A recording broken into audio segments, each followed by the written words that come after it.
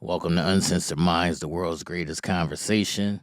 As we like to always start off each show, I want to let the people know this is not Good Morning America. This is not the Pacify Cast. This is not the Coddle Cast.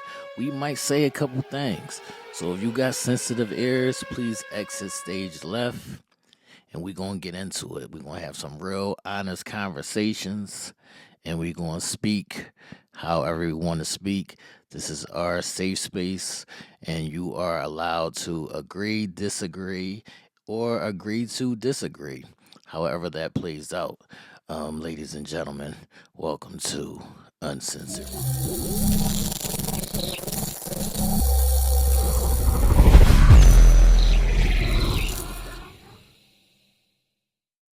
We I'm running this motherfucker. is we going? Yeah, we record. I'm running this today.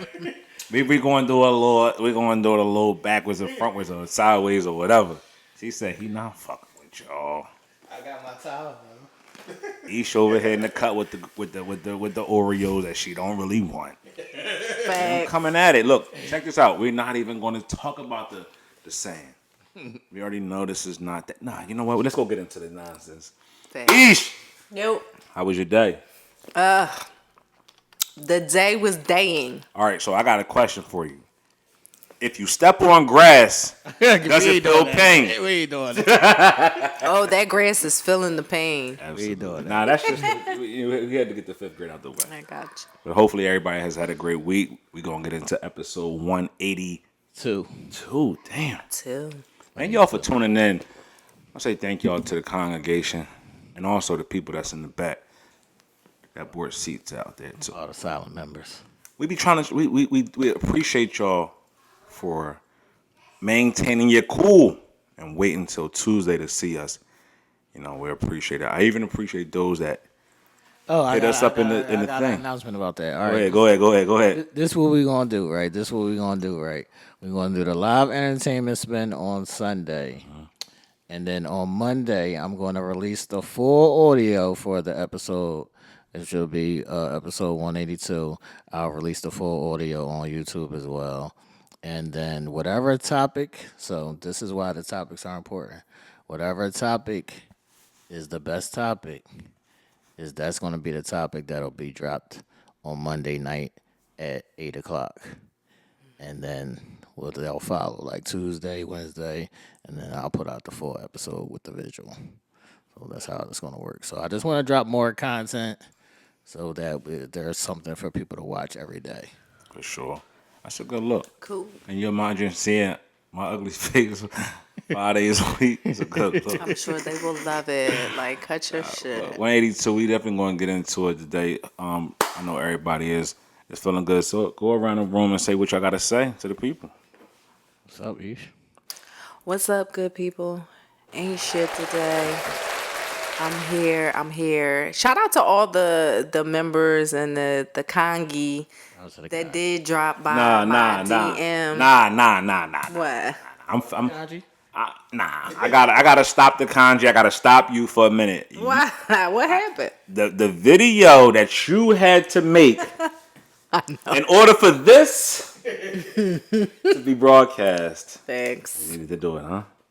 Facts. I like the video. It was really clear. It was people that definitely stopped by my DMs to say thanks or explaining, they got it now. They're going to, definitely redo or revamp or whatever the case may be. So shout out to y'all. Thank y'all for definitely taking notes. And for those who has resubmitted or redone or revamped or forthcoming or what have you, thank you. We appreciate you. Members only hoodies. Facts. So now that we tackled that, we're going to jump right into this topic right here. And Ish, this is for you. Okay. One of your topics, so let us know what this represents. But I like this right here. What's one resentment that you still hold on to that you wish you could let go? Tell us what that meant. So, I've actually been doing a lot of reflecting lately, and sometimes, like, just changes in your life and death can definitely bring Right. a moment of clarity or times of reflection and things like that. So, like, for the past couple of months, I have definitely been just reflecting on past things, decisions, life, etc. And yo, like, I've been digging deep, and it's a lot of shit that I'm like holding on to. We always talk about this thing called healing, and how we can learn to like regroup from our past traumas or past shit that we've experienced, and trying to heal and grow and just be a better person, be a better partner, be a better lover, be a better friend, be a better mentor, whatever the case may be. And I have some resentments that I hold on to that I just don't know if I will ever be able to let go. Right. And I feel like some of those things that I can't let go of will hinder me in the long run. And specifically speaking, one of them might be the failure of moving past lies. So there's one lie, I won't say it because the person actually watches the show. There's one lie that sticks in my soul, right? Like, you lied, it pierced me, Right. it was snowballed, it affected me deeply. I can't get past it, I can't let it go, and it fucks me up for any other interaction that I have of its kind. Can I ask a question? Is it the actual lie, or is it that the person won't own up to the lie? Well, I think in this situation it's a little bit of both, but if I had to base it off of one particular thing, it would be the owning up. It would be the owning up to it. I don't know if I can say this, like, even fake accountability means a little more something than no fucking accountability. I can't deal with the fake. I know. That burns my bridges. All right, That so scuffs let me my ask- Timbs. Yeah, I fake got you. accountability does kind of scuff my Nike. So let me boots. ask you this. If we had to say, would you rather fake accountability or no accountability at all? Just none? None. Yeah, The none. fake shit. You playing in my face. Facts. All right, well, what if it's like partial accountability? I could deal with partial. I can't deal with. Yeah, I could do a partial. I can't deal with the fake accountability. Yeah, I can't do That a shit fake. is. I can't do a fake. I think, Do you think that in this instance, I don't mean to cut you off, but do you think that in this instance, they believe the lie? definitely.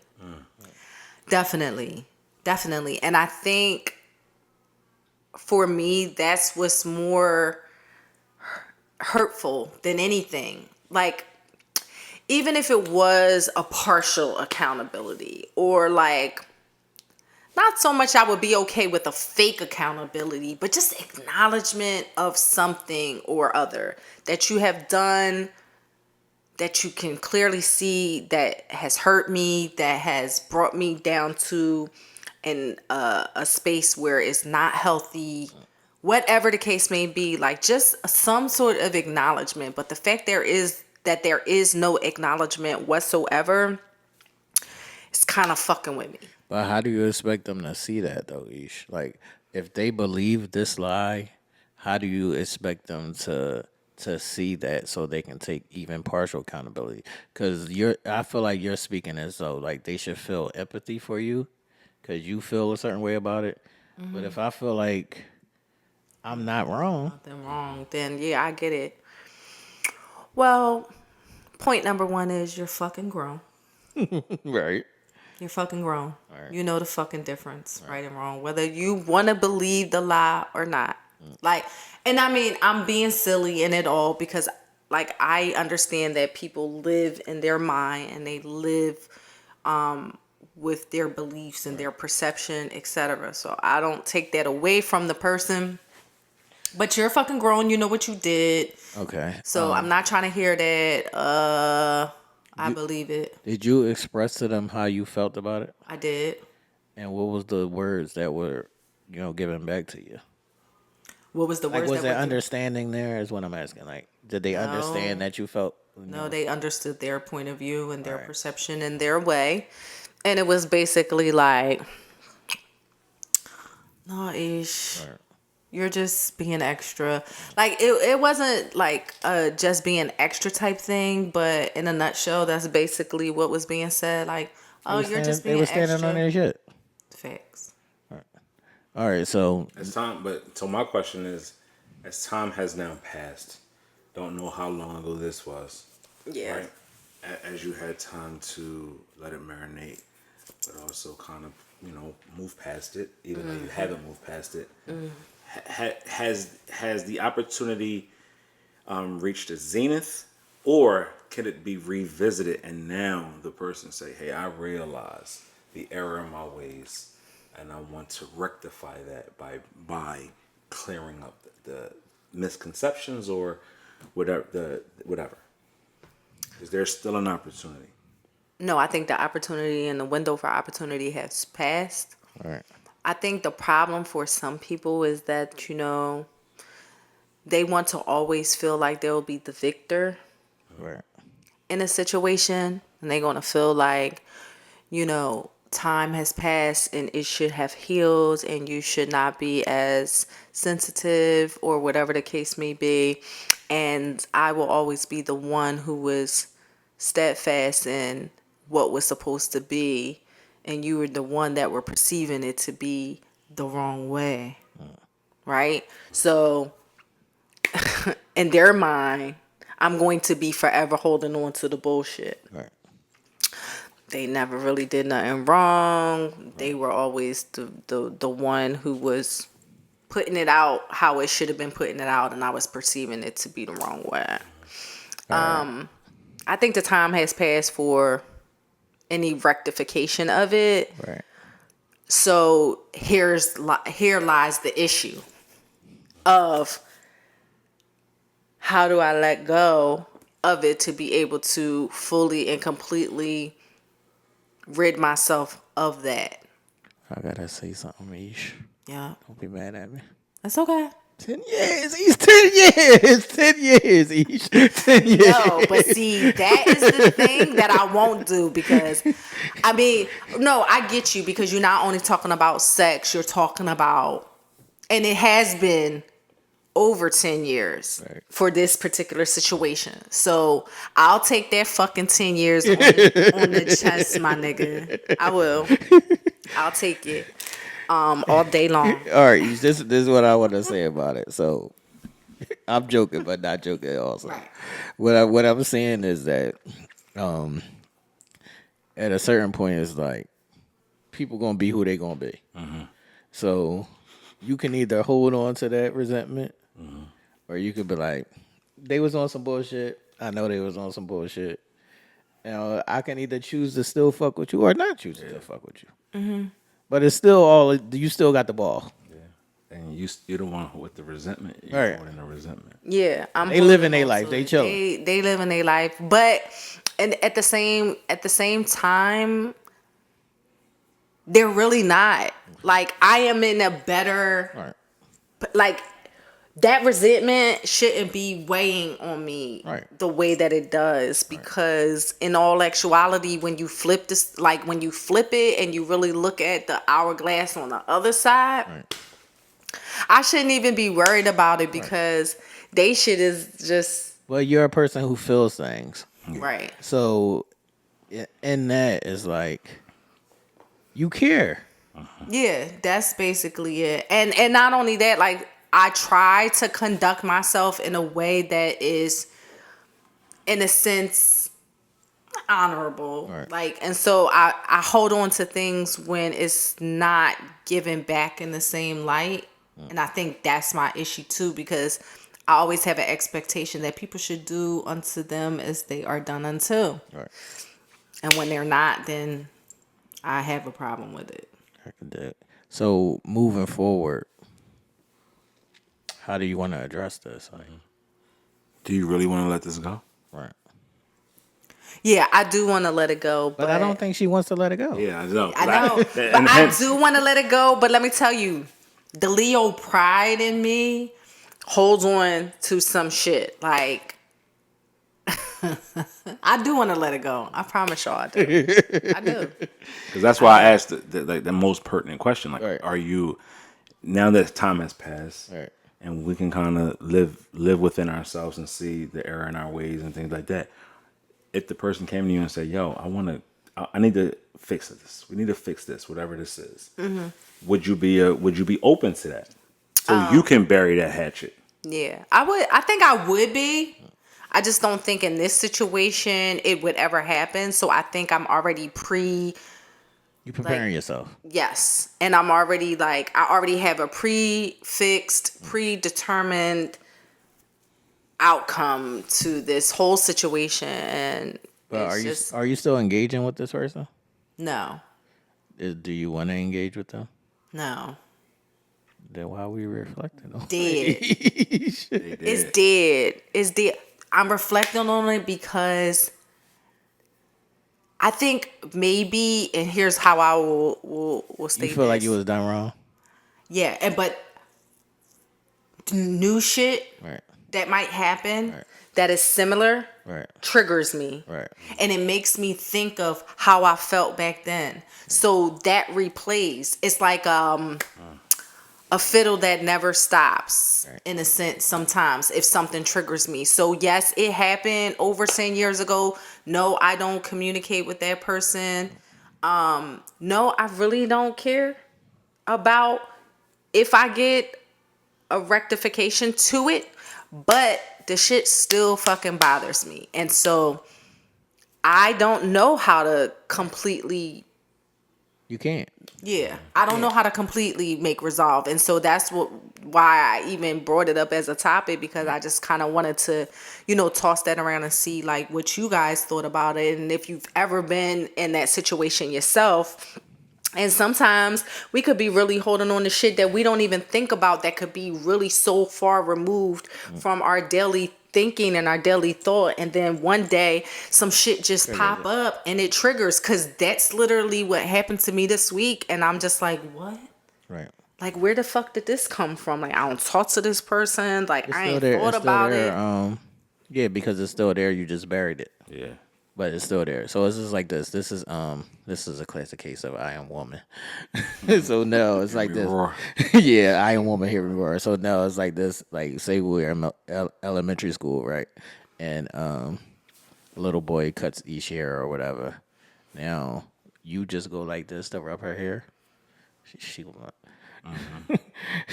Because it's still there. That trauma. Yeah, Right, because it's still there. But this is like therapy work. for sure. So it's like if you want to really like eliminate this shit, you gotta do therapy. Yeah, you gotta do it. Yeah.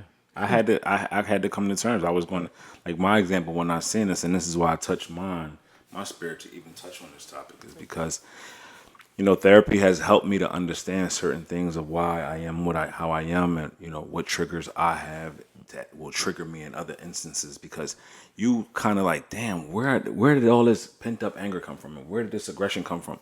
And all stems from kind of one thing, and that's my childhood and not having it the way I thought it should have been. Because I had examples of a father and the love for his child. And the love for his child, yes, I was his child that he took in, but the love that he had for his actual Right. biological child, which was my sister. And I was like, damn, why do I not have that with mine? And I got a great relationship with my father now, but it wasn't that always. And that always built up this. I didn't see it as being hostility. I just seen it as a void. Right. But that void that was growing was leaving a young boy hostile. Right. And I suppressed that feeling with just trying to be the bigger man in the situation. Like, I'm grown now. I'm older now. I'm moving towards adulthood. So I gotta, in order for me to honor thy mother, thy father, as they say we're supposed to, I gotta let that go. Right. Right. And I gotta suppress that. And I gotta just put a mask over that and just can keep going. But I didn't understand that's what made my temper short. That's what made me so hot-headed. That's what made me aggressive because I was dealing with something that I wasn't truly healed with. And therapy actually helped me to uncover those things and get those thoughts out, cry those tears, yell my angers, throw my fears, to the situation, and it has helped me get a little bit more calmer. It has helped me to stand back for a second and not be so aggressive and not just be so for there because I'm like, okay, I'm healing in that instance. I know where it's coming from, so the best way to attack it is attack it head on, Right. and speak to the person that has gave you that instance that you felt that pain and that trauma, and have a conversation with him and see why and understand his thoughts to why and see his perspective and see his narrative, and it's up to me to digest it or just move forward. The person in me wants to have a relationship, so I'm going to have to do nothing but digest it, right? I might not understand it, but as I get older, I'm starting to understand it. Hence our talk kind of last week, where the clip that has now went viral with, I'm a strong black man now. Right. I don't want to live behind idiosyncrasies as being called a baby daddy. I don't want that. I want to be more than that. I want to be a father if that's the case. I want to be a husband when that time comes. I don't want to just be a baby daddy. I don't want to just have a children here and there and I'm a father to something out there. I don't want that. So because I don't want that for myself, it never materialized because I don't want to give pain. And I don't want to continue to keep birthing pain. So that hit me so hard. And then, hearing you speak, it also makes you reflect on, damn, what have I done to someone or said to someone that had them feeling the same way Aisha's feeling? What little white lie manifest into this great big conundrum and now has her or him or them feeling less than myself in their presence? And can we get it together? And can we fix what I may have caused based upon an untruth or a story or my actions?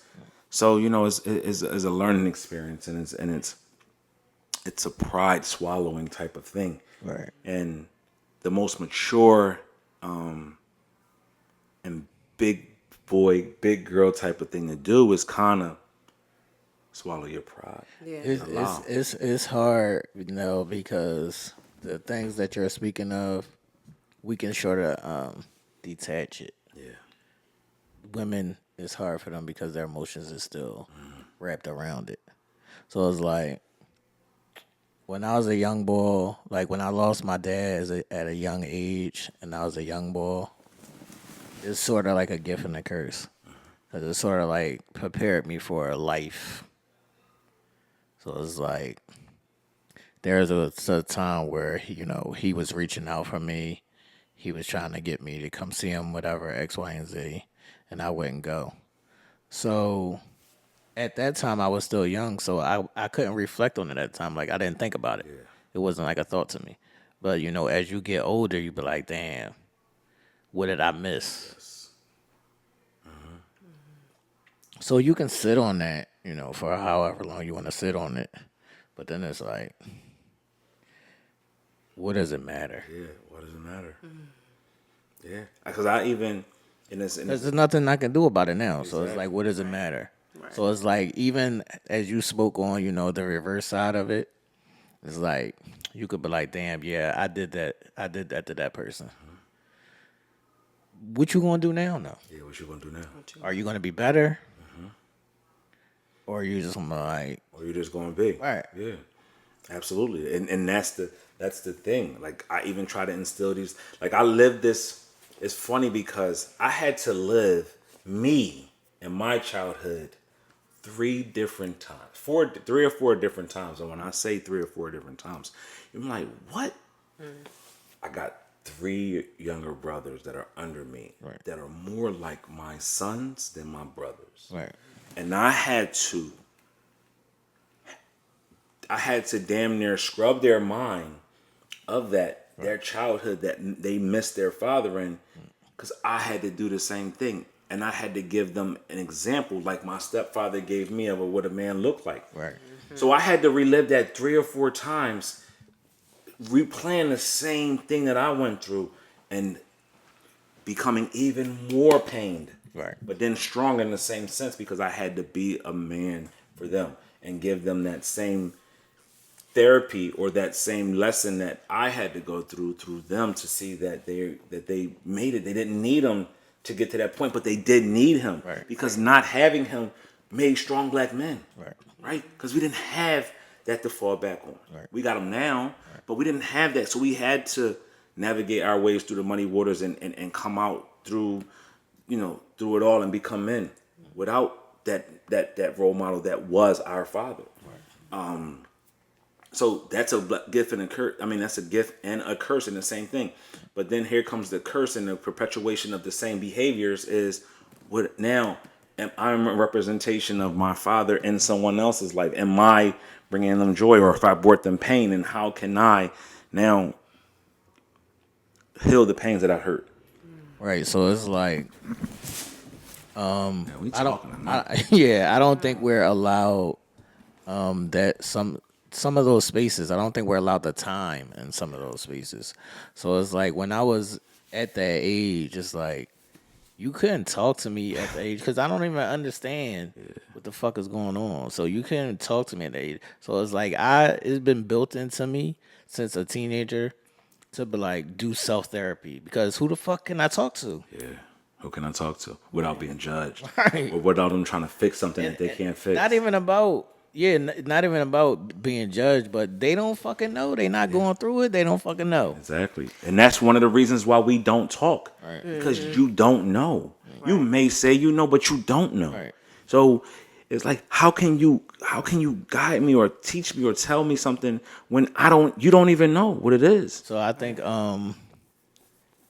I can't speak for all men and women, but I think that could be a place where we differ. It's like I could do some self therapeutic work within myself, but I think women and not feel alone.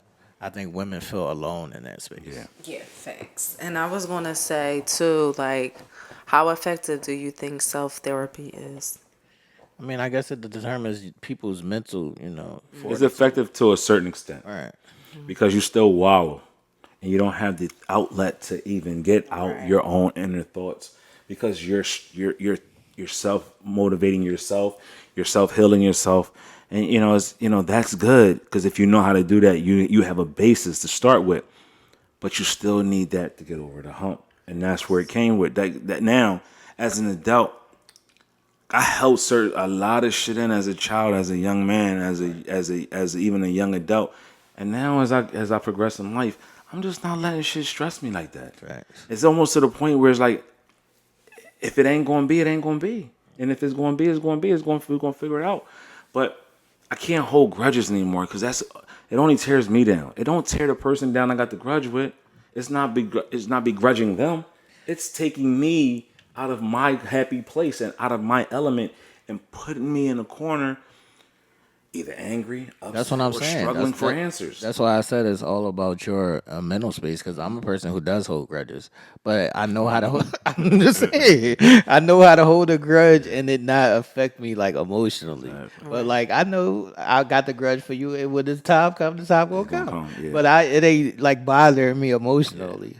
Like I think, not to cut you off, but you know how you always say we give people the benefit of the doubt? Yeah. That comes from shit, Right. right? That comes from us having to give somebody the benefit of the doubt just to live in that space. Right. I gotta give you the benefit of the doubt because if I don't, I'm gonna fucking kill you. Right. And if I don't give you the benefit of the doubt here, I'm gonna hate you. And I can't hate right now on you because you I love. see, So- I can hate you and love you at the same time. I could. Hence why that one is going to continue to come up on my topic suggestions. That line between love and hate. It's going to have to. I mean, we can We're going do to that. have to talk about Yeah, that. let's We jump can- right we into can- it. So that's Seriously, because that's that has the been thing. heavy on my heart too. Like So that talk has been about it. another one. Yeah, we He can- we said can it do perfectly. did. But just real quick, if we're going to switch gears real quick, I do want to ask, what do you think says of a person who states that they're not holding on to resentment, but in all actuality, they They're are. in denial. Didn't know. Okay, because I'm in a denial stage. we know. Because, and this is why this You say, topic yeah, is. we know. Yeah, we know. You're a woman. No, yeah, but definitely. Because if you would have asked me, like, let's just say we had discussed this situation, and this might have been something that have come up in topic over, say, the past 2-3 years, and I might have been like, nah, that's not affecting me. That's that, and I think I'm definitely good at putting on the face. How many cemeteries do y'all sometimes. have inside? How many cemeteries do y'all have inside of y'all? Me? No, women. Oh, yeah. Oh yeah, a On a lot. ton.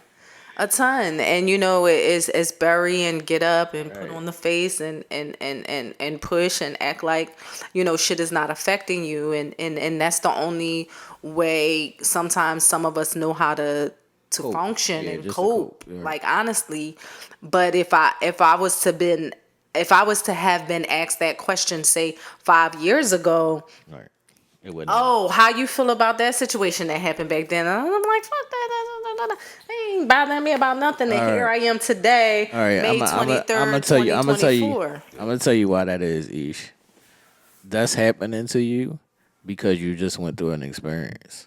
Mm-hmm. So once you go through these experiences, all your other shit can be triggers. It highlights. That's it.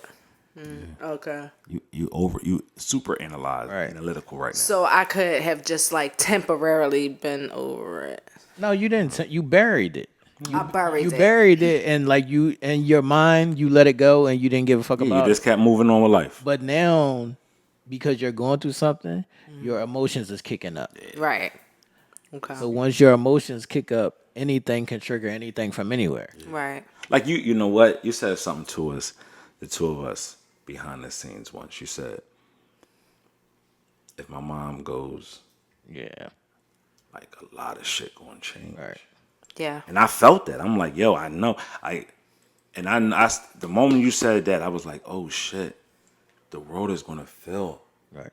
the wrath Right. that they've never really truly felt from you because you never had to go through what you're going through because you've been the benefit of the doubter, you've been the lover, you've been the always there for everybody. Plus, she put it on like a blocker because it's like, Fuck it, it ain't. no, it's like I don't want my mom to see that side Yeah, of me. Yeah, that's facts. Right. That's facts. But it is crazy because, a lot of my temperament and a lot of, what I hold comes from her in a sense. But it was always like, I never wanted to display that in front of her. And I always wanted to, just behave a certain way. Like, It's like it's a thing of how you want your parent to view you, that's crazy. and it's that you said also that. and it's also a thing of I don't want my parents to know that I'm just like them too. Or yeah, that they that's passed that to me. definitely facts. So it's a double John. It definitely is. You want, yeah, you want to. It's funny that you say that because I hold back so much on here. On here, because I could really go, Right. really go, but it's because I got people that watch me. Right. I got people that like this that I come. My mother, I'm like, how would she feel about that? Right. Because we still got to represent ourselves in a way because whatever we just come from that. And I pick and choose. I hold back on some of the shit I say. Like I even said a couple of shows ago, like I was living behind this facade Right. of say the right thing and tread lightly and be the people's champ, Right. be the mayor. That's me. You know me from me both sides of the fence. You know that I'm like really that I champion the people. I really want people to win. I really want the outcome to always be positive and be good. That's just me. But yeah, I still got a side like, yo, I can go. Right. So it's like if it wasn't for that piece, I might even be a whole different person up here. Like, so I get it when you said that. That shit hit me like, yo, Shorty really feeling it, and she about to let everybody that gave her some shit feel it, but I'm glad you haven't really went there yet. No, I haven't. And let me tell you why. Probably just because of the morning process. Right, you still there. I'm still a little numb. Like I can feel myself leveraging a little bit. But I'm definitely still going through the 5 stages of mourning. Like, I can feel myself just like being numb and not really being, and I definitely bite my lip on this joint like all day long. And not only that, like I'm not trying to like, I think of y'all too. Right. Definitely when I'm saying, I do. I was thinking, matter of fact, I was thinking about that shit tonight. I was eating my dinner and I was like, yo, like, just thinking, you know how you do self-reflecting, and I'm like, yo, really, like, how beneficial am I to this podcast? Right? No, this is Stop real it. shit. No. That's why I laugh. Like what? But this is real shit. Like Right. this is things that as humans we always should just like kind of self-reflect, and we've had powwows about our strengths, our weaknesses, and things we need to work on, and how we can grow and how we can get better, not just within the podcast or for our viewers and the Kangi and all of that, like just within ourselves as well. So I'm sitting having a meeting with myself, and I say this in my head, and I'm like, yo, but you really be holding back a lot of your thoughts and your feelings and how you express yourself. And not only did I used to do that for my mother, and you do it like for the viewers to be GMA, Good Morning America, but I also like think about y'all. Like I never want to be like, yo, Ish, what the fuck you was falling out? Or the backlash. Or the backlash or the HR meetings or something, because it was just like totally out of pocket. So you do have to, sometimes like think about how to reel yourself in, or just what you say and you do for as a collective to not be like All right, too so overboard. let me ask a question to Couch BD, man. All right. Couch BD, man. This is my question to y'all, man. Do y'all feel like y'all would rather see the good inside of a person and say the positive than to tell them the truth? No. So if you ask people who I deal with, like got relationships with, like that needs to be said, yo, you fucking up, I'm gonna say that. Like if I see a friend, if I see a family member, I see anybody, I even see people that's in the congregation that I'm cool with, got relationships like that, I tell them like, yo, that's not that. That's not you. You're representing yourself in a bad light, or stop that shit. I do not just glaze over shit and want to see the good in people and tell them all good shit and bullshit them. I don't, because I feel like that's a fake friend. Fake friends tell you what you want to hear. I mean, not only is it a fake friend, it's not doing the person no justice. Yeah. But the person that we're speaking of, they want that, though. I can't give you that. Right. And people think that I'm being harsh Right. or being malicious or not loving and caring. When on the flip side, I am, because everybody will bullshit you and tell you what you want to hear. I don't feel that's love. What's your answer, Ish? So I think I've like honestly, in a sense, have mastered how to do a little bit of both. Right. When I am speaking to someone who needs that assistance in some way, shape, or form, like I can give you kind of sort of like the real and like the spanking that you might need, like, yo, you X, Y, and Z, but then I can also point out the good qualities in what you're doing, if that is such a thing. Right, it is. So if somebody's doing something that's like fucked up or whatever the case may be, I do try to pull out some good in it in some way. That's some 48 powers of law shit. That's one. It's like What you're doing. it's like I'm gonna give you a compliment and then I'm gonna tell you some bad shit. Or I'm gonna tell you some bad shit and I'm gonna compliment Right. it as a land hard. Right. Facts. do And it. I don't know like if that's necessarily a good or a bad thing, And it could but be that's It could be both. Yeah, and- you got their attention. They trust in you and believe in you. Mm-hmm. But then they might be like, "Oh, girl, that's just me and my silly, crazy ass," and Right.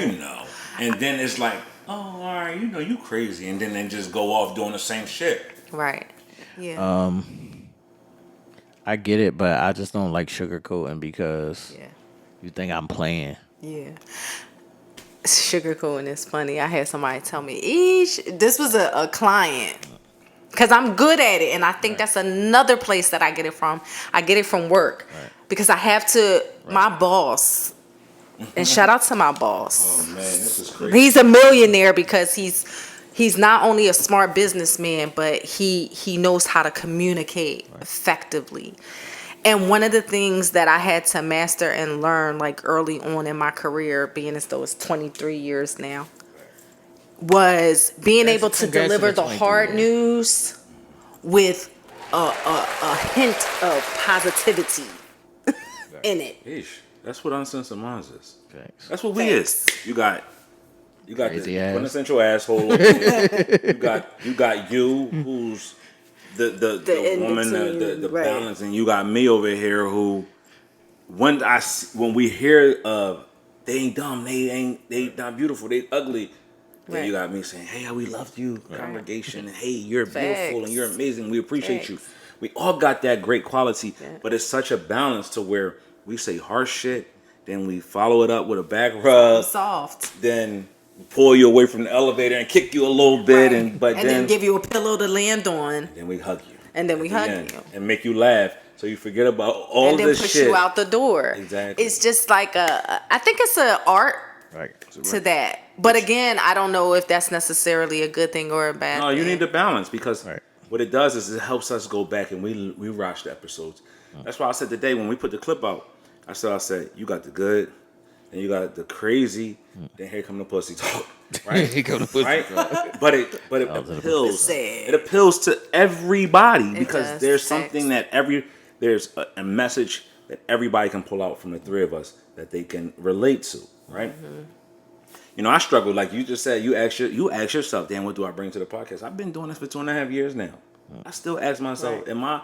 am I a fit? Do I fit well with them too? Right. Like, am I too bland? Am I bringing the show down? Am I not whatever? Because we want to make sure we get it right, but we also want to progress the pod. We also want to be real to ourselves, Facts. be real to the people out there. Yeah. It's just a narcissistic thing that we have in us. We're gonna use that word because Narcy. Narcy we all in the have building. narcissistic. I called Mike Narcy Jr. on the show tonight because he was wilding on Was me he? about his picture. Narcy Jr. It was Narcy. crazy. Exactly, but you gotta have narcissistic qualities sometimes when you're critiquing yourself. You gotta make sure you what it Yeah, is. that's true. So I just think the shit that we go through in life just shapes us for the things that where we're at now. And the people that are not taking accountability, like that fake accountability shit, at 43 years old, Yeah, I facts. can't deal with that shit no more. Yeah. Because you're playing yourself. You just telling yourself what you want to hear so you can continue to keep going when you're only hurting yourself and stunting your growth. All right. Let's run through this thin line between love and hate. So, Ish, what is your actual ideal about this? Like, Yeah. why is it a thing? Did you watch the movie or something? Like, No, because I'm a hit that, and you know I'm a hit that. You know that's our code. Never tell them you love them. I love you. Tell me it was worth it. It was alright. Think about cutting her off. You said you love me Oh, no. You cancel that. because I cannot be hurt. No. You don't have to say anything. We had fun while it lasted. The man is... I don't know. I think she a little off. Put your hands on the wrong one. You listen to me. A night full of passion can give you a lifetime of pain. where did it? Where one of my is this faves. coming from? Facts. Again. Both got movies and both got shit going on right now. Facts. And again, just epiphanies are just like popping up all over me, just for whatever reason, my process that I'm going through. And Ish, look. I don't want to cut you off, but No, I'll you tell you fine. this shit. The shit that you can see now, you can see it, right? I'm seeing it. Like, y'all don't understand. Like, these clearer? topics. Your- Yeah, your- like, your some of these vision clearer? topics have just been my topics. Like shit that I'm really, like, going through and processing through. And like, T says it all the time. Like, just open your eyes and see the real shit that you're going through, and that's some shit that we need to be discussing. Like, and seriously, this one here is like, it hits home all too well because I've experienced it. Certain things, new things, triggering it, etc. It's like, how can you really love somebody that you really don't fucking like? So that's why I say, because it's like, you can just be like, oh, I just love this person so much. I love this person so much, right? And then you hate everything about this person. Right. And I just don't understand it. And It's simple. It's simple. It's real simple. It's an emotion. It's just like you was happy earlier, and then you mad. is that fucking you know what? bipolar or something? Or No, what is it's natural. It's natural It's human. natural. But I think y'all put more energy behind. We do. As women, I think y'all put more energy behind. Well, how can you love me if you don't like the things that I do or you hate the things that I do? That's just an emotional feel, because at the end of the day, I love you. Right. I don't gotta like every fucking thing you do, and you don't like everything I do, but you still love me. Facts. So let me ask you this. You say that, and that's like exactly what I wanted to discuss about it too. I don't mean like the things that a person does. The person in general. The person in general, like the quality Right. of what this person has, like not what they do, What but they just represent. some facts or a behavior that is them. Right. That's what I mean too. Like, how can a person who loves a person Right. push through that dislike? It's such a thin line between love and hate. And so I literally like was trying to watch things. I was trying to read things. I can't make heads or tails of it, and I'm trying to, and That's just can't. gonna change, giving your emotional base. So it's like a scale. It's like a scale. So it's gonna be like, some days you're gonna love that person more. Some days you're gonna hate that person more. But it's all based in you. Whatever whatever you attach your emotion to. So it's like, one day you can love the shit out of this person for X, Y, and Z. The next day you can hate the shit out of them for those same things. But the love is still the same. Right. I think that's where the woman's perspective comes into play. Well, for me, I can't speak for all the women, but it comes into play for me because it's like, you can't, if you fucking hate the way that I was scratching my nose Right. yesterday, and really it can't fucking love bothered you that much, then you're not gonna really, truly, honestly love me. That's I know, Wow. but that's what I'm saying. Like, and I think too, the more it happens, the more you feel it. right. So Because- like, but if you really break it down, love is not supposed to be based upon what you do to and for a person. It's based Right. upon their feelings for you amongst it all. Right. Right? Like, sometimes people want you to pinpoint, well, why you love me? And my answer is, I love you because of you. I don't love you for a various reason. I don't love you because your eye color is brown, or because you have pretty teeth, or because you suck my dick good. Right? I'm not. I don't love you just for that. I love you because I'm of not you. going to oblige to that way. I love you. Yeah, I love you because of that too. But if that stop, I'm still going to love you. Right. Because I love you. Right? Right. It doesn't have a definitive answer of why I love you. I can't just pinpoint it to this thing, because if that thing, one thing stops, then does that mean that my love stops for you? No.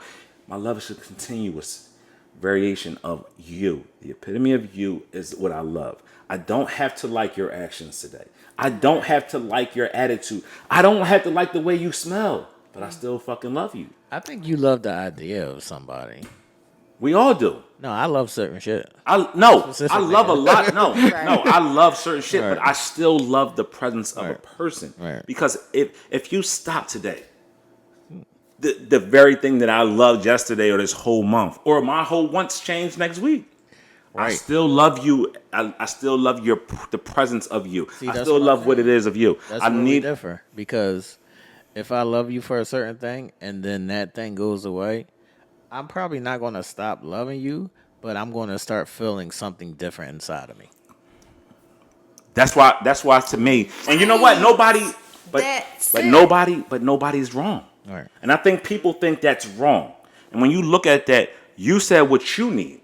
You said what you need. I told you what my love is. And we all love differently. Right. And we all love in our own unique way. My way, for my person, is unconditional. Meaning I don't have a condition on you to do things. And not saying you have a condition either. Right. It's what we all need and we all feel for our own self. And it doesn't make it wrong. So when anybody critiques and says, that's just people have different love languages. Yes, that's all it is. Absolutely. And different patterns of way they love and how, experiences and wants and needs. All that shit plays a variant in it.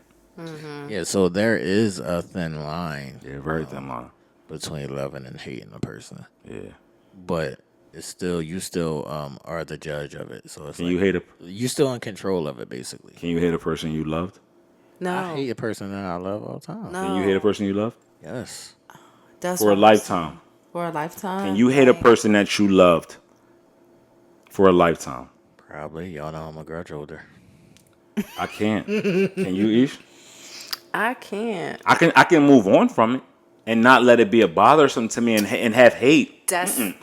Because that shit will kill me. Right. I know how I hate. Right. That shit eats at me. So I can't hate because that shit only hurts me. Right. So I don't have to love you. See, I don't have to hate you. I can still love you and still respect it, but I can move on from it. Right, but that's what I'm saying. See, because my thing is like, it's not I might hate something that you did. Mm-hmm. Like that thing that I hate that you did, I'm going to always hate that you did that. Okay. But I'm not going to actually still hate you. Yeah. But that thing that you did, that I hated, I hate that shit forever. For sure. See, and two, I think, like, I am that way, but I will still hate you. Right. Because you're a woman. You're a woman, that's why. You're a woman, that's why. I will still hate you. You're a woman, that's why. Right. And I feel like because I am that way and because I operate that way, that on the flip side, I think you guys do the same thing. And that's why I said you can't possibly love me. No, do you? Or you can't possibly hate me and love me at the same time. I'm using logic instead of emotion. Right. That's what I'm about to say. So it's like this. Do you and y'all and the kanji as well, do you as a woman, do you hate the person because of something that they did? All right.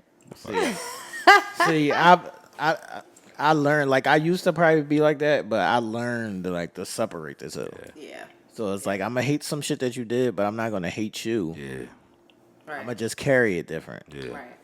Well, I have said that, many times before that I am a work in progress. Right. And right now I'm still hating motherfuckers. Fact. No, but I'm just saying, I have to definitely get better in that. And I think too. Yeah, I'm a lover, so my love is always going to overpower hate. Yeah. Yeah. No matter what you did. It's people that have done some foul shit to me, but if I had a certain level of love for them, the hate is never going to be higher than that. Mm-hmm. Right. I'd rather rumble it out after we rumble is a good look. Like pillow fight. I'm cool.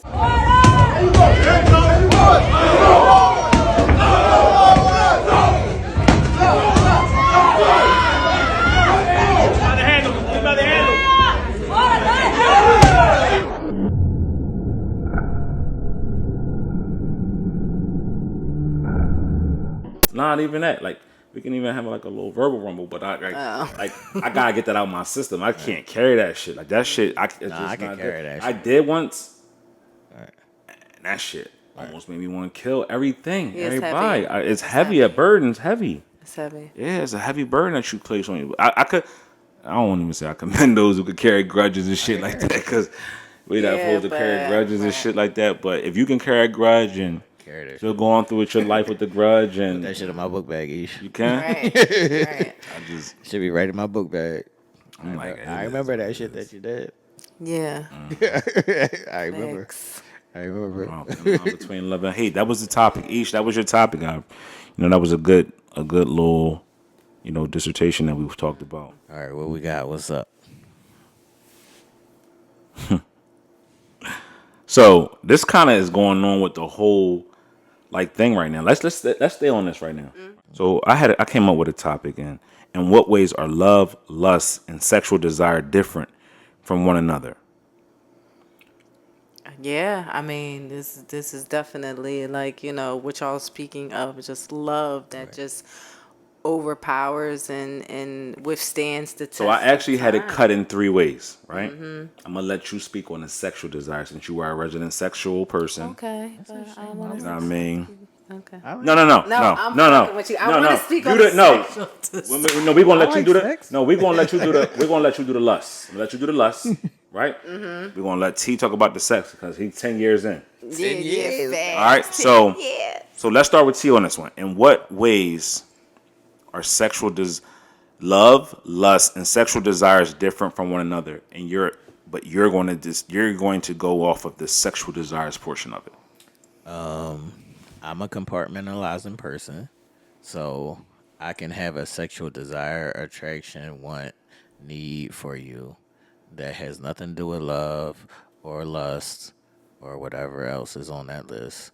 It could just be strictly a sexual desire that if I see you, if I think about you, whatever it may be, I'm gonna just want to smash. That's my sexual desire. Is different than my emotion when it comes to love and lust. All of those things hit different, like emotionally. So it's like I can have a sexual desire, no emotions. No emotion, Right, just straight that. right. Do you think? You know how some people put love and lust against each other? Can you have love without lust or lust without love? But can you have lust without sexual desire? You can have all these things separate. That's why I said I'm a person who can compartmentalize. Some people can't do that. So it's like some people they only lust for you if they love you. Like if they don't lust for you, then they don't have a sexual desire for you. So it's like people carry these things how they carry it. It's all different based on how your mental fortitude or how you act on your attractions. So it's like I can have a sexual desire that's just based on an attraction. It don't have nothing to do with love or lust. For sure. Isn't that how we actually get started? There's a desire, a sexual like attraction to a person because you see a person, you don't know that person, and you see them and they look good to you, and you like what they look like. So your mean- sexual desires are piqued. Right. The difference in the words is what they mean to you.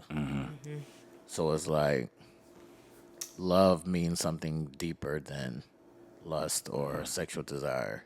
So it's levels. So it's levels or layers to what these words mean to you. Some people have them higher, whatever your scale may be. But I can keep them all separate. The difference in love is like somebody that you want to be with. It could be somebody that y'all don't have sex. That's a thing.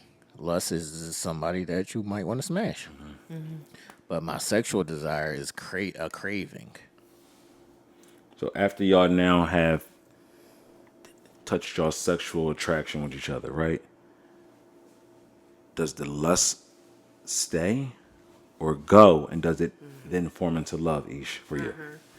So, like, whereas T can compartmentalize, like, I'm one of those humans that I'm kind of like a flow chart in a sense. Like, I operate in like a flow chart. So, for me, all three, like, operates in the flow. Right.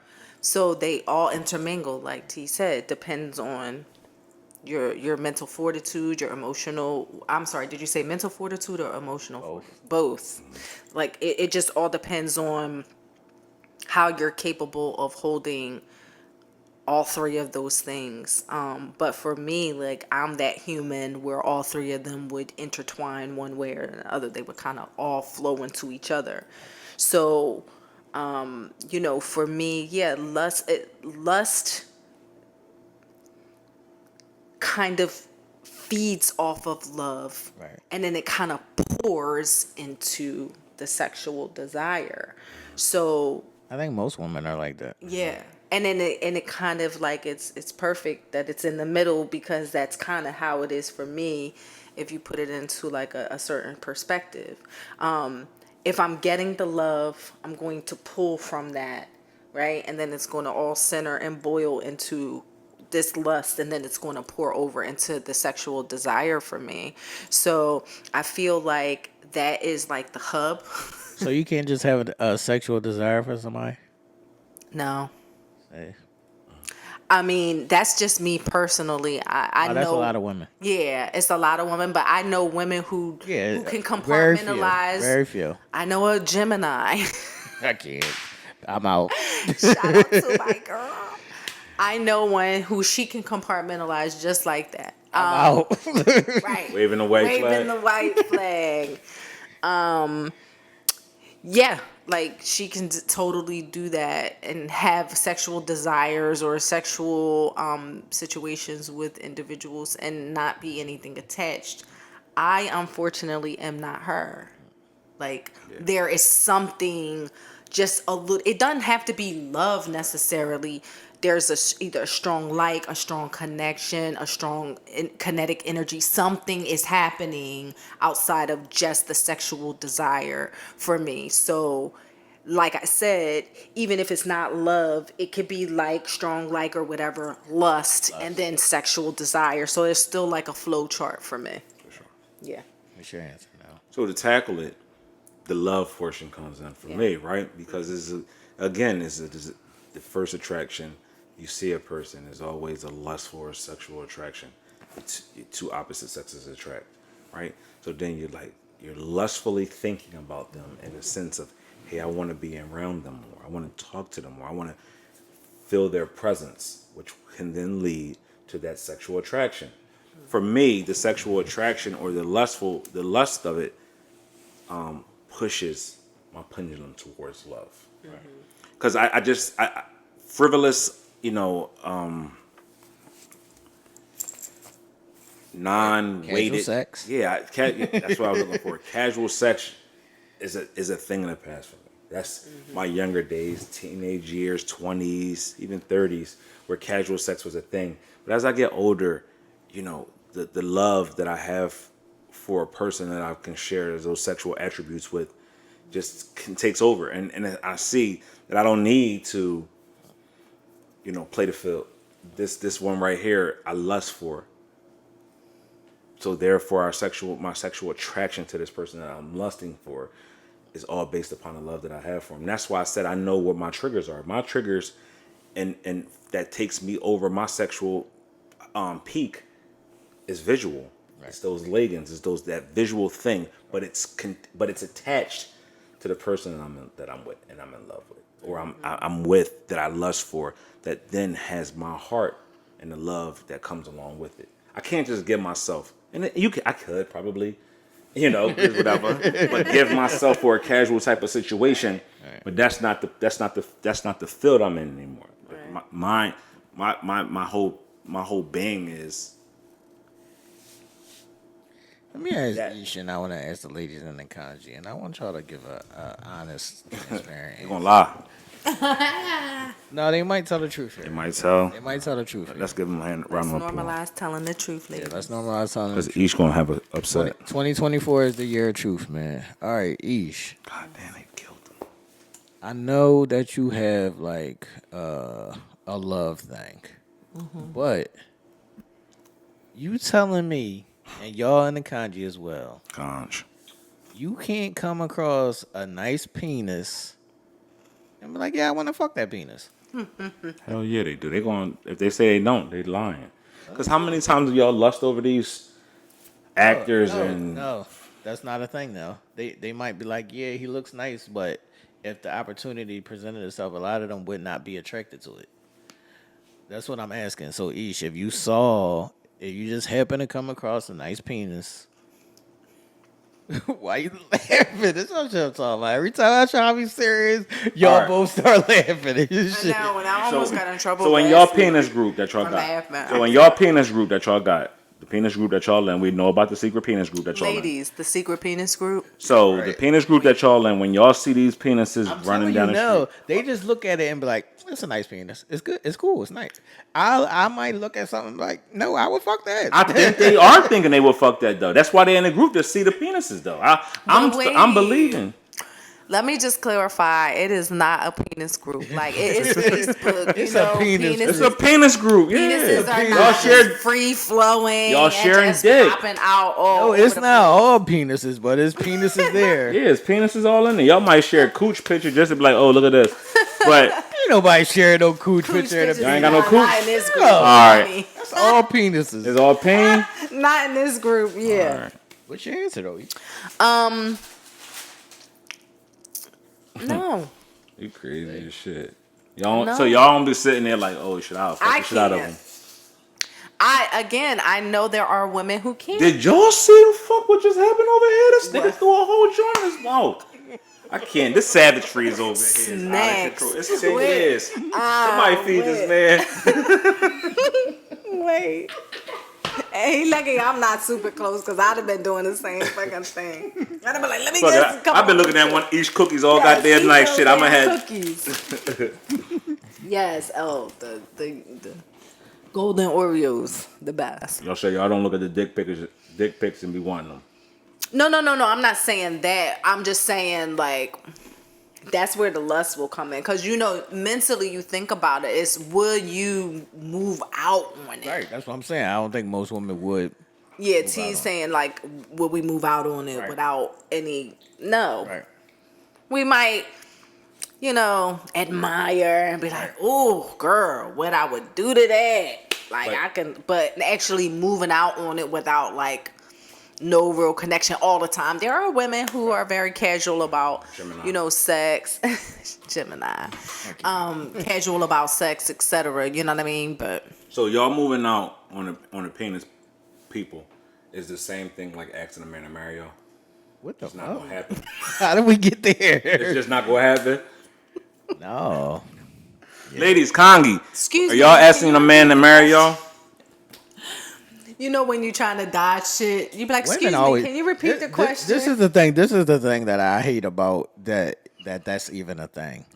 Because women will be like, "Yo, I would never propose to a man," but it's just the wording of it.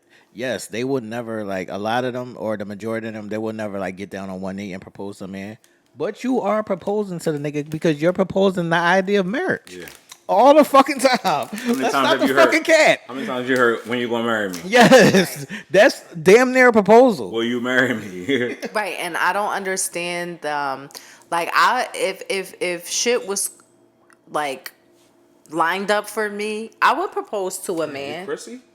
Yeah, I would propose to a man because my thing is, it's the idea that this is somebody that I want to spend my life with. Like, who is the person to say the man should propose to you and you shouldn't propose to him? It's a profession of love. Right.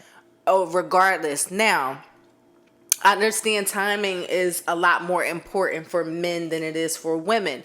We can want to marry a man or we can want to be in a space of marriage well before the man is willing to. And I think that is the bottom line and why women feel like a man should do it first. I just because think of timing. I don't even think it's timing. I think they're just on their traditional shit. I think they think that that's the way that it's supposed to be.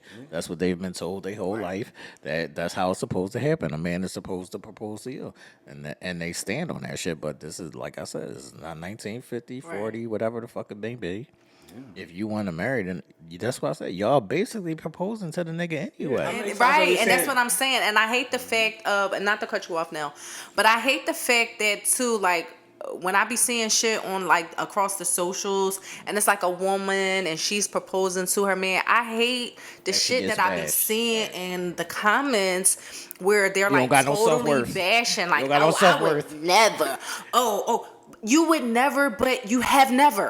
No. Like, it has never. Like, ever. But not even has never ever. But you also was the same girl that was just saying, "You better marry me."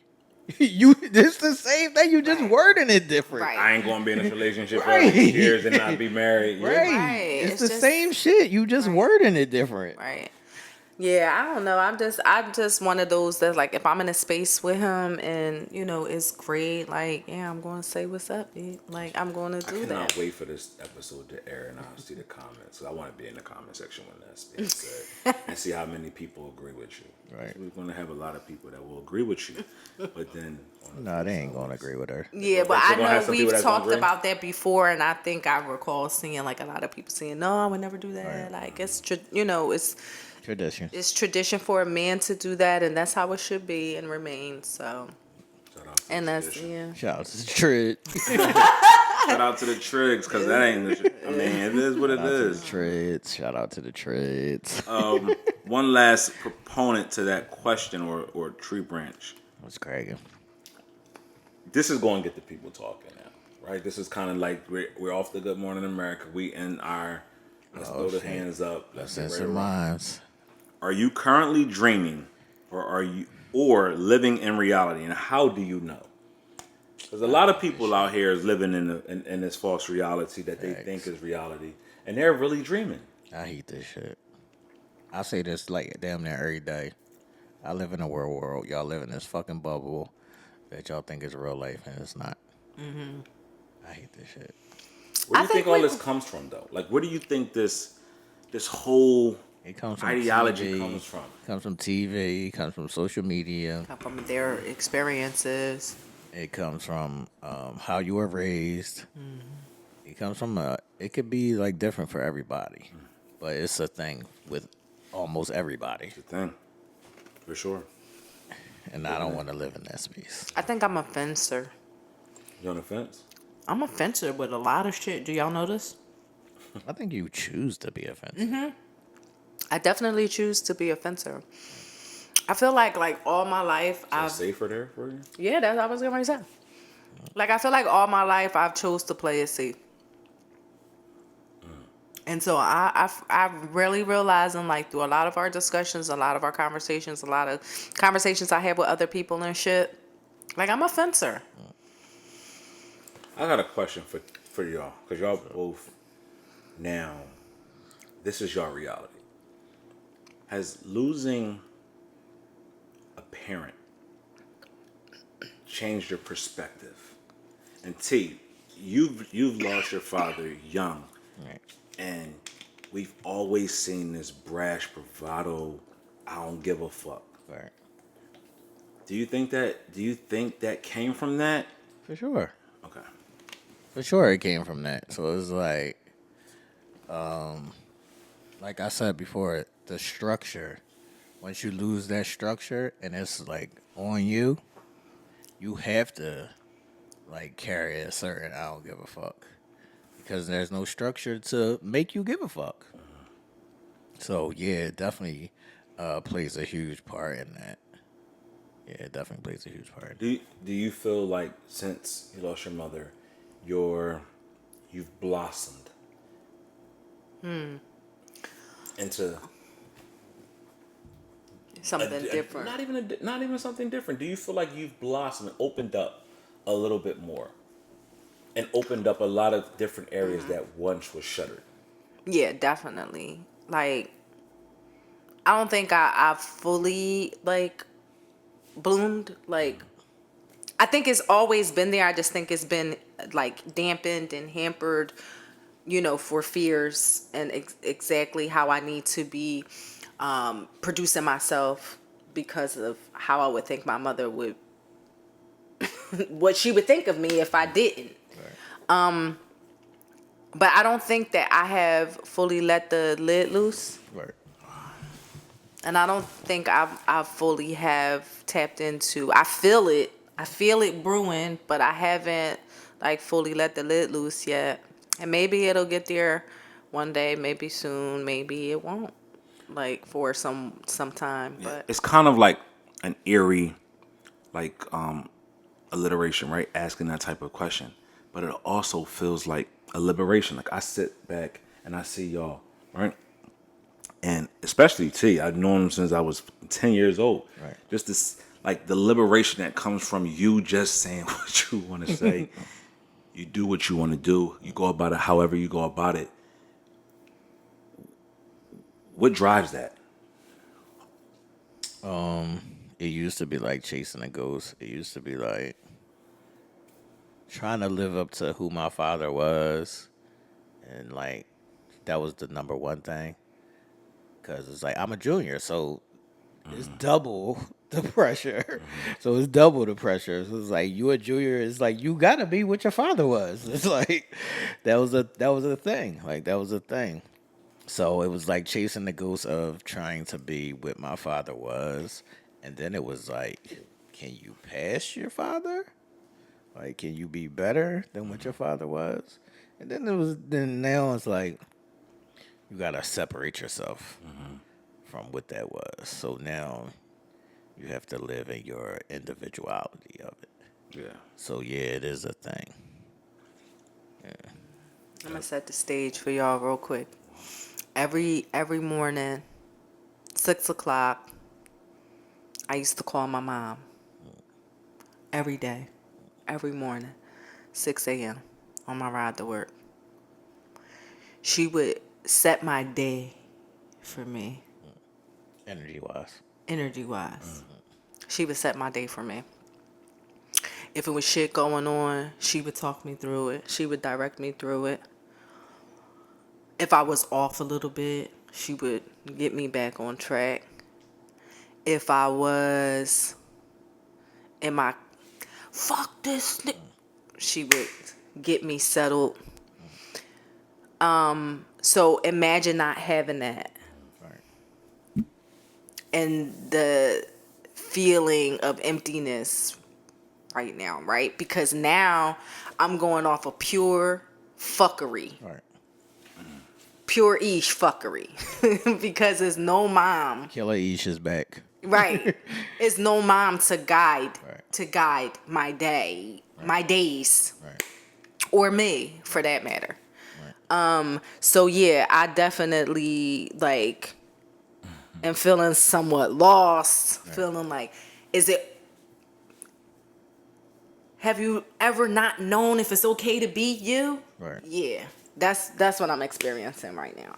That's what I was saying. No, it's the structure of things. That's what she's speaking to. The structure of it. So it's like when I was a young boy, I had to be in the house by a certain time. I had to sit down and do my homework first.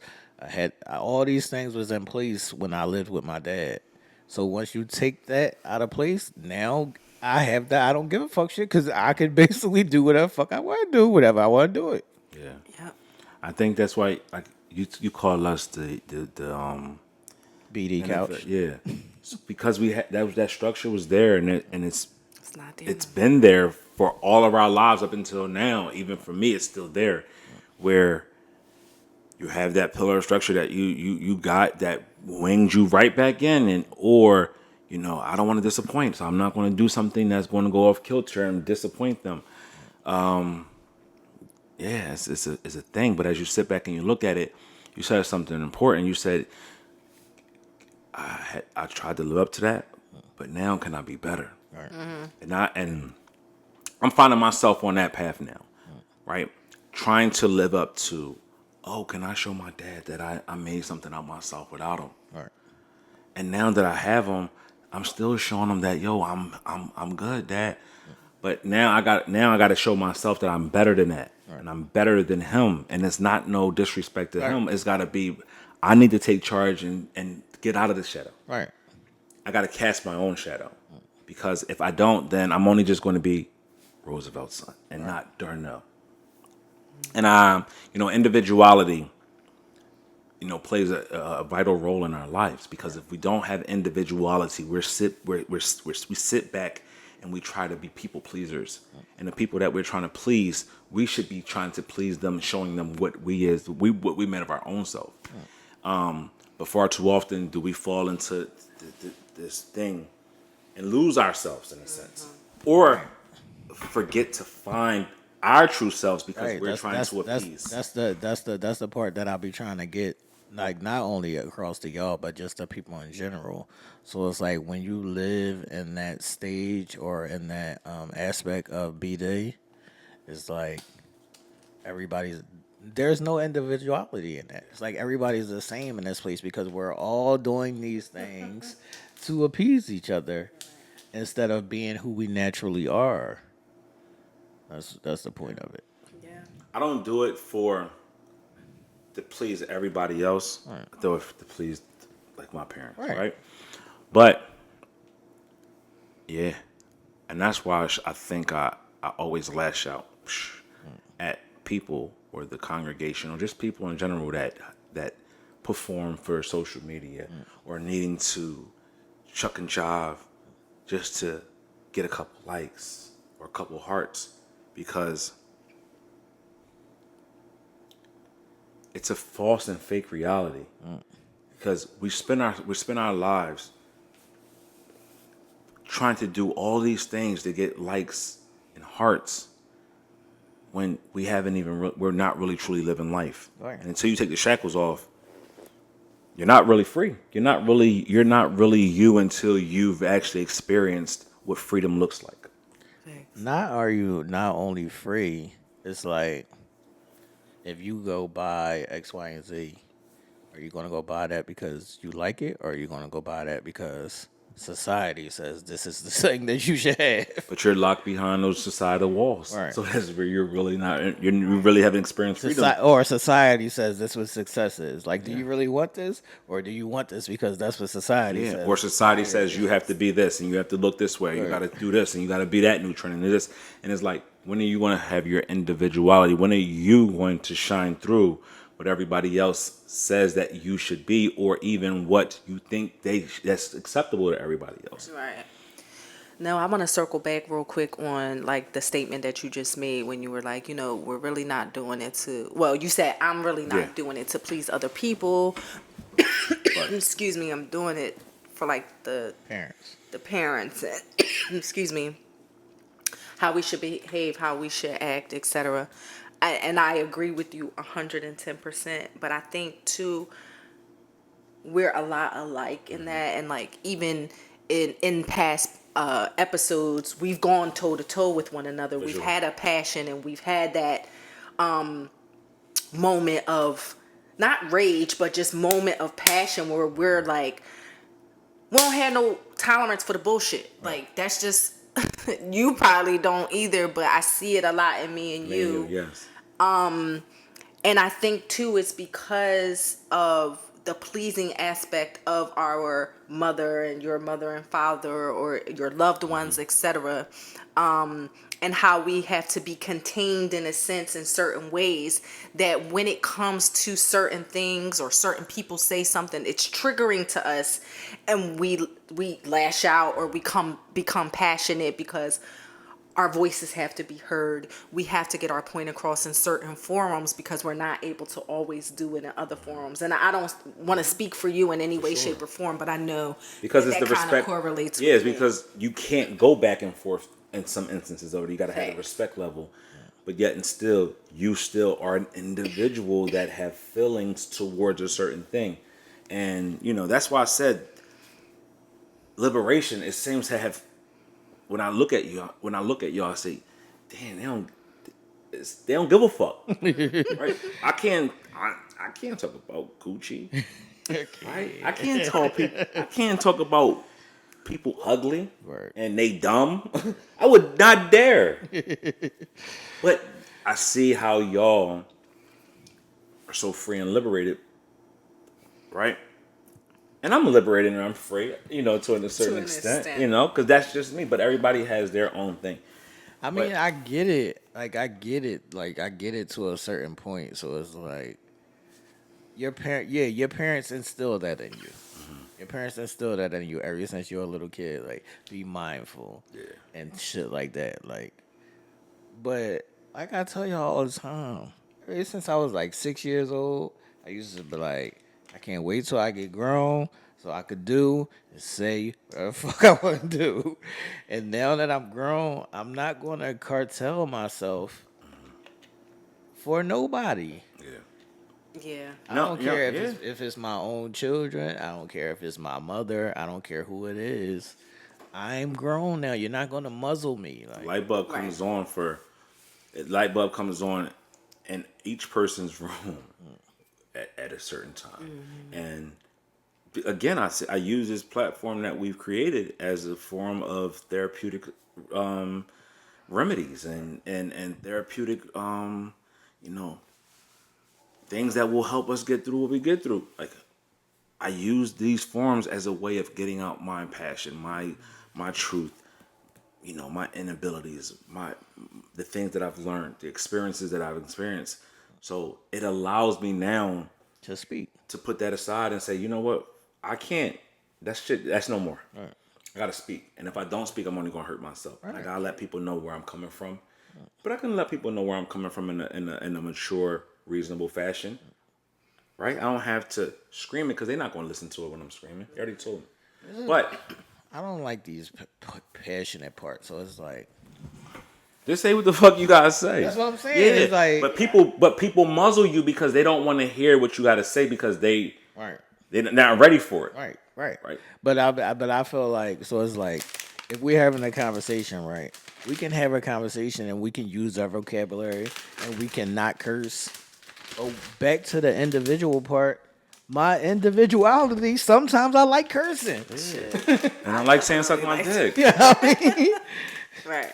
Not to say not that I'm saying I'm disrespecting you. I can't but say it, so you say it. I want to suck my dick. You know what I mean? Suck my dick. Wait. They said Chill, I wasn't. chill. But they said I wasn't forceful enough. I didn't give it enough chill. Suck my dick. I was practicing it. Chill. That's beautiful.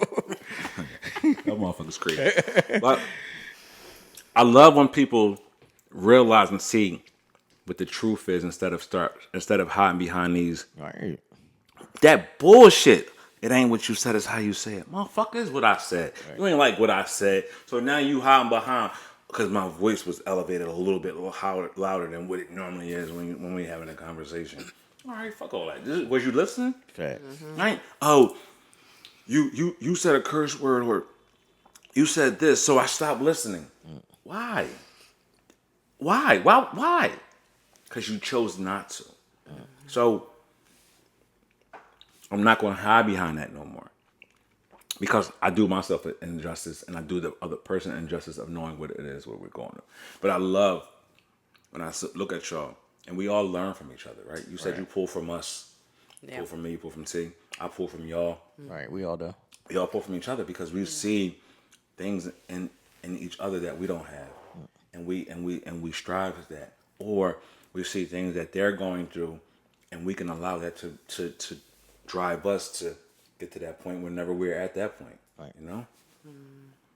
I mean, that's why I say it's all built in, your individual thing. So it's like, be who you are. Like, be who you are. Speak who you are. Speak how you want to speak. This is the safe space for you to do that.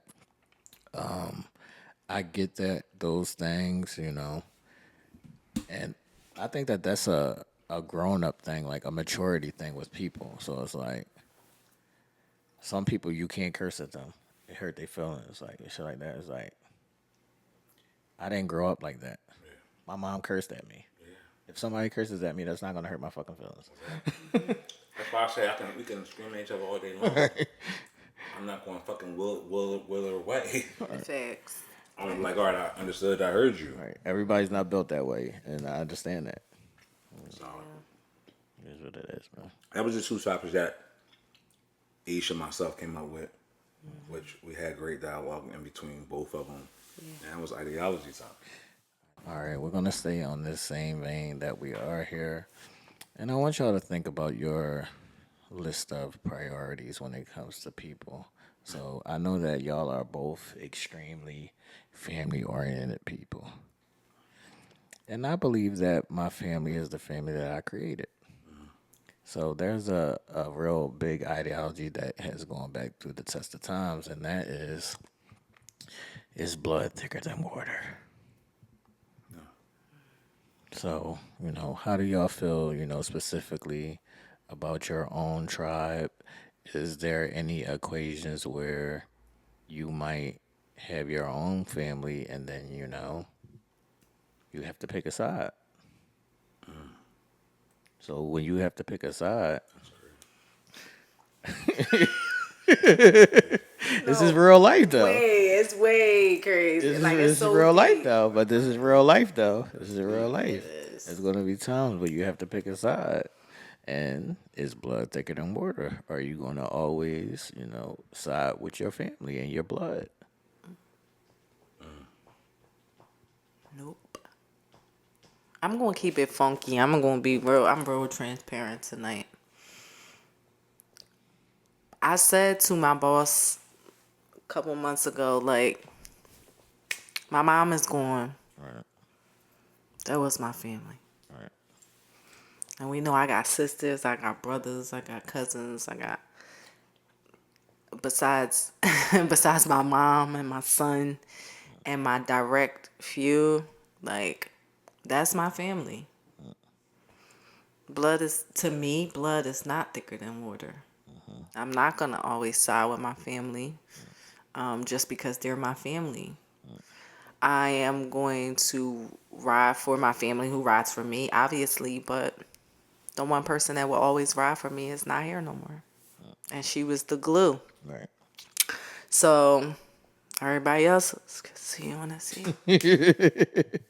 catch you, not catch you. Dig it. I mean, no, and that's being honest. Like I have friends that check on me and care about me more than I would say my family has. And that's not to slight them in any way, because we all got lives and we all got shit to do, and we're close to who we want to be close to. So I don't slight them in any way. I don't hold that against them. I just know what it is. And I'm cool. I'm cool with who I got in my circle. All right. Now I'm gonna give you a scenario now, but I want to. I'm lost. Yeah. All right, Dell. So there's gonna come a time. This is because you don't have your own outside family yet. Yeah. So there's gonna come times where you're gonna have to pick a side, and it's gonna be like this may be even with your own mother. Yeah. And there's gonna be times where you're gonna have to decide: am I gonna, prioritize my immediate family that I'm here with now every day on a daily basis, or is the blood factor, that's my mother, this is my little brother, whoever it may be, that's my family. How are you going to navigate through that? That's a tough question.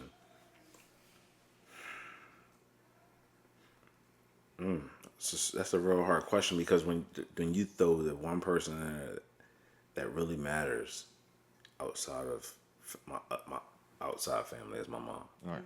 Like when you put that in there, it changes the whole dynamic of everything. But I could never go against the family I created. But I also can never go against my mother. So that's a hard parallel to cross. I would do the mature thing, because whatever the issue is, I would have to sit down and have a conversation with my mother. I would have a conversation with my woman, my wife, or whatever the case may be, my family that I've created. And that would have to be a tough conversation, to where I'm letting both parties know that my family is now my priority. My wife is my priority. That is my priority now as the head of that. But my mother, I am still her child, but yet still, Mom, I now have a responsibility that I have to be there for and maintain. Not saying I'm going to leave you or disrespect you or disgrace you. I just have my wife, and that's the hierarchy, whatever. But that's hard. That's hard for anybody to be put. Like, it's a hard thing for anybody to have to be put in the middle of, because you have your family that made you, and then you have your family that you've made and you've created, and it's a balancing act. The one thing I do have going for me, and I think this is always going to be true, is my mother allows me to be me. Right. She allows me to make my mistakes, but she allows me to enjoy the things that I've created for myself, even if she doesn't have to. Does she like it? So, I take full. I just think she would just not even create an issue, or she would just, if that issue was there, I think she would just fade, allow that to fade, just because of the person who she is, and knowing that she doesn't want to put her son against her and against what he's created over here. All right, I'll place you in a scenario where you can't run because you're skating right. Okay. But I'm just saying. All right, so say you get married and your significant other, they have a child. Now, Mine? no, Somebody else? child already. All right, there you go. Before y'all met, she had a Okay, child. cool. So this child and one of your little brothers get into it. Now your wife is going to come to you, and she's going to say to you, which side you on? Because this is our family. We live together. The son lives with us, whatever it may be. And I know he's beefing with your brother. But Yeah, I'm setting both down. At that point, we met. this is at a point you can't sit nobody down.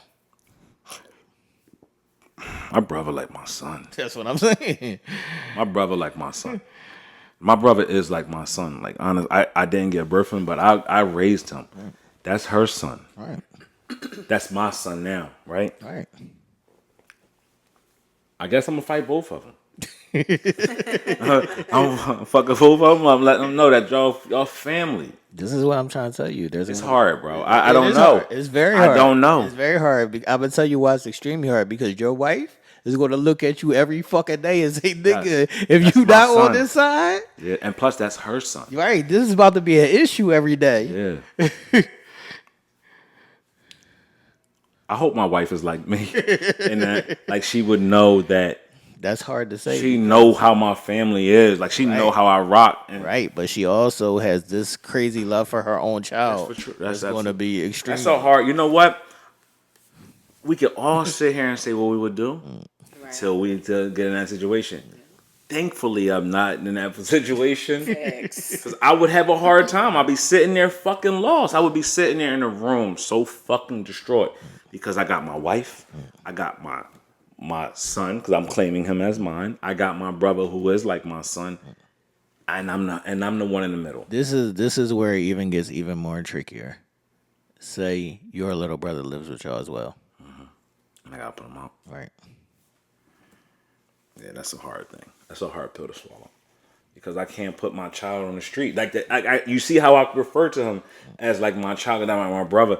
Like, now if he's wrong, you gotta go. Cause you know what? Tough love sometimes is necessary and needed. Right. I'm gonna say, I'll give y'all a little quick story. What made me grow up and be a man, what forced me to grow up and be a man instantly, was when my father said, "You gotta go." Right. That was at 12. I would never forget. It was 12:17 a.m. and he put me out. Where the fuck am I gonna go at 12:17? Right. All my shit is upstairs in that room. Facts. He said, "Go. I don't give a fuck where you go. You want to be a man? Right. You want to talk to me and disrespect me in my house? Right. And you are grown? You gotta go." Right. Had no other place to go.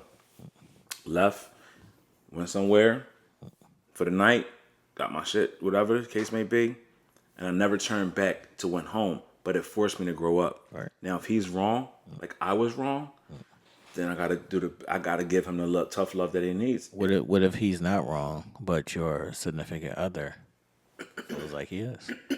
Then me and her have to have a conversation because we're all family now. Right. What she has to understand is that's a part of her. Him is a part of her as well as hers is part of me. So that's a conversation that me and her need to have. I need to understand her. I need to understand her side. She needs to understand my side. And we need to come to an understanding and a resolution. If she's not trying to hear it, then as the man of the house, I can make a decision. Now, he might have to go in the morning, but I can't put him out right now. No, she said you have them out right now. She ain't going to sleep unless she don't feel comfortable.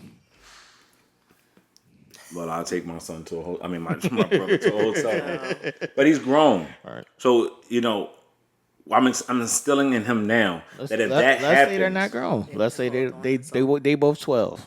I don't know. He can't go nowhere. Where you going to go? Yo, she said he can't say. No. We can't. We. This is our house. Right. This is our house.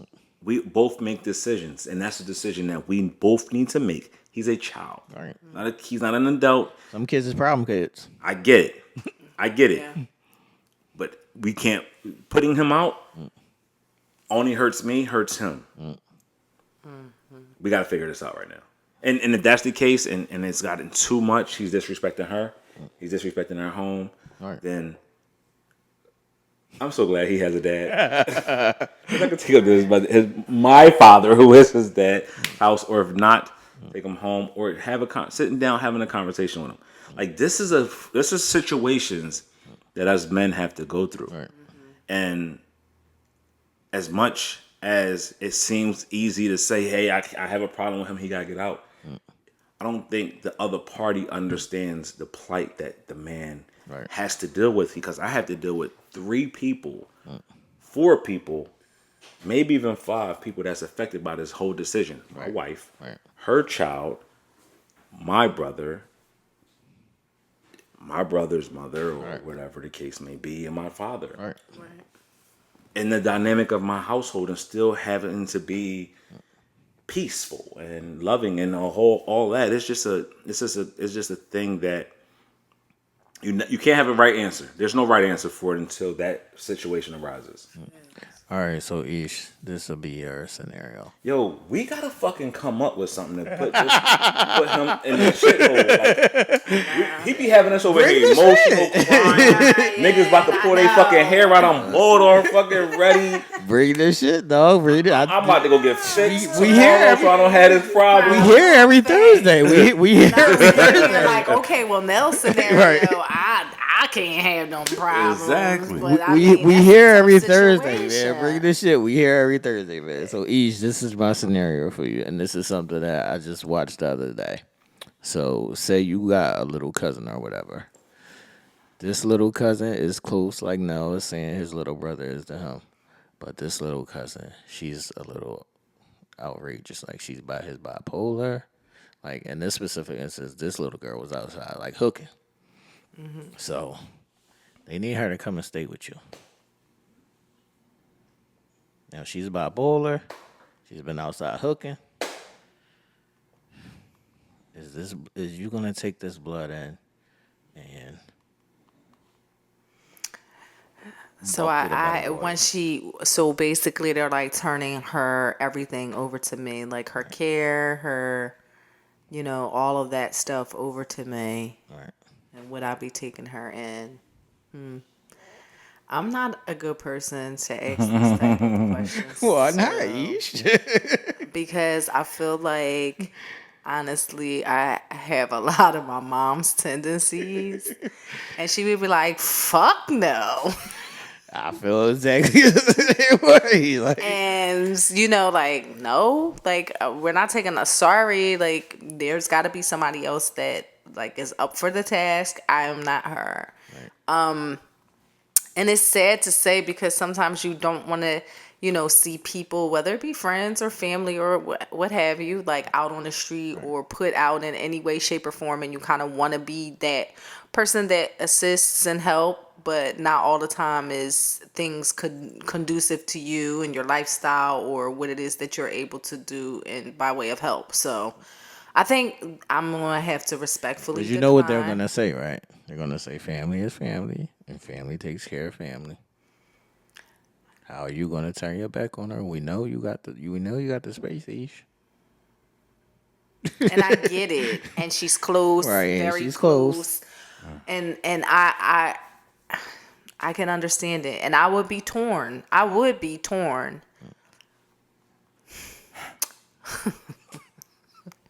But I think if we got down to the nitty gritty of it, I would be torn. But I think if we got down to the nitty gritty of it, no, I'm not taking on that responsibility, because we're gonna have issues, and I'm not the one for issues. What would you do? If this is my little cousin, No, like let's say you got just married. give me a scenario. You got Just scenario a that you posed to me. You got married. Your wife now has. Oh, I already son. know. You got your son. This happens. What happens? What you doing? What you mean? My son now is beefing with the new son? Yeah. And she like, yo, this shit. I'm tired of this shit. Like, something got to give. Like, you got to go or he got to go. I think me and my son gotta go. Y'all leaving? No, no conversation. If she give you that ultimatum. Yeah, I don't do well with ultimatums. I don't do well with ultimatums because ultimatum seems like, did you really give a fuck? Because how can you really give a fuck if you give somebody an ultimatum? Yeah, you really telling them fuck you or fuck you. Yeah. So I don't take kind to ultimatums. It would just be me and my son at the balance. Now, how would you handle the mom wife thing? Like, they just got major beef. I've been through that. I'm always going to side with whoever I'm with at the time. And that's what it is. Always going to side with who I'm with at the time. I might not shit on the person. Yeah. But I got to side with who I'm with. Yeah. I feel the same way. I'm going to side with the person I'm with. I'm never going to shit on my mother. But I'm going to side with... And to an extent. Because to an extent. My lady's wrong, she's wrong. Yeah, right, she's wrong, she's wrong. I'm not going to belittle her in front of my mother. I'm not going to belittle her in front of nobody. That's what I'm saying. And like, even in those situations, it's like, it depends on how wrong you are. Because if you disrespect my mom to a certain point, I guess we probably gotta break up. Y'all know, and she call your mom a bitch. Yeah, we probably gotta break up. Yeah, it's levels. Yeah, she call your mom a bitch. You breaking up? Yeah, you call my mom a bitch. We probably gotta break up. Or she slap your mom. Then that's total violation. We probably gotta break up. Rumble and we've seen, look, Nell, we've seen people stay together and whatever through all this kind of shit. Yeah. But me personally, I don't think I could like just be laying up with you after you call my mom a bitch. Yeah, that's a bad joint. That's a super bad joint. Like that's like now you can't. I don't know. Like how you say you love me, right. If you could disrespect the person. I don't even care how you said you love me. I can't sit still knowing that you called my mom a bitch. Yeah. Yeah, no. Or punched her. At least you hit her like, oh shit. That's a Cassie. I'm going to jail. Yeah, it's a dunzo, man. But yeah, we've seen people stay together in these instances, and I totally guess alienated themselves away from their family. Right. And I guess I get it, and I don't know. I guess it depends on, like you said, who's wrong in the situation, because there's going to be instances where water is thicker than blood. And there's going to be instances where blood is thicker than water. Mm-hmm. But it all boils down to me and who was right. Yeah. I feel like I could cut anybody off.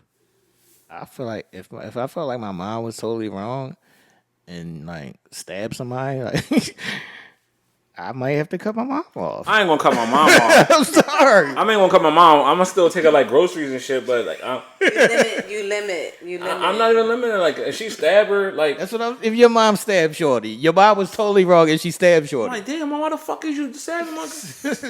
No, when I'm supposed to beat her up or something? No, but I gotta cut you off. Though. I can't fuck with you. To cut off, like I can't fuck with you. Like we not. That's speaking. what I'm saying. Like you limit. Like you still love her, and you might still send her groceries, but the interaction. Yeah, I can't fuck with like you. Like you being brought around Shorty again, like or not, other I'm people not saying again. this. I'm not saying this. I'm not even saying it's Shorty. This like your kid or something. Oh, well, if she stabbed my kid? Yeah. Oh, that's her grandchild though. So it's my kid.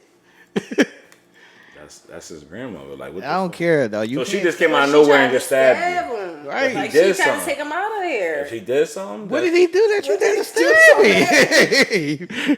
That she tried to take him up out of here. All right, a little stab is a little stab. Like all right, a little stab is a little wild. Like that's your grandma, young and like no, right. I don't know, like. So you gonna tell your kid that's your grandma? Look, you got your kids looking at you, nigga. You let somebody stab me?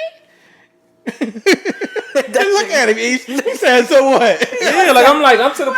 He gonna say that's your grandma. You can't let nobody stab your kid, dog. Nigga, she gave birth to me. She didn't birth me. I couldn't birth you. So See, what, now, dog? All right, so I'm supposed to tell her she couch can't. All right, over no, hey, no. But I can't give her. I can't go right. She can't come to the cookout and bring the macaroni and cheese. You could bring her macaroni and cheese, but she can't come to the cookout. She can't come. No, What does she apologize to him? It don't fucking matter, though. You stabbed my son, man. Yeah, that's My son is gonna be triggered every time you come around. Yeah, grandmama not. All right, I'm not gonna stop talking to her though. No. I mean, no. But at some point, her limitation has to be a limitation has to be placed. For a while, I might stop talking to my mom. For real? She stabbed my son, dog. What the fuck you talking about? Now I just want him to wake up with his stitches and be like, "Grandma, hey," and like everything be okay. Yeah, like, what the fuck? I was That's cool. wild, I was tripping that day a little bit. I don't know. But I've seen instances, like we had, like, you know what? That's so funny that we could sit here and say this, but we've seen every instance. We have. I've seen this live with my eyes for friends and their moms and their girlfriends and everything. And it's like, damn, that person. Like, we seen niggas' girlfriends rub with their moms. And I seen, Yeah, definitely. one of my homies, sister, girlfriend, wife, rub with his mom. Yeah, it's wild. It's just definitely wild out here. You still together after that now? She run? Nah, she can't run on my mom. That's what I'm saying. Like, run on my mom is wild. Like, that's super wild. Like, my mom. But your mom stabbing your son is not that wild. It's not that wild. It's not that wild to me. This nigga is crazy. It's not that wild because it's all same blood. Like, she had me. Oh man. So it ain't because the it's within the same. family, is it could be dealt with that within the family. Yo, it ain't the same. But an outside, like not an outsider, but just somebody My who is wife not can't blood. beat my mama. Like, and me, I lay there with her that night. So is there any instances where you would cut a family member off? Yes. Okay. Yeah, it is. Okay. When they're wrong, they're wrong. Yeah. But I mean cut them off completely.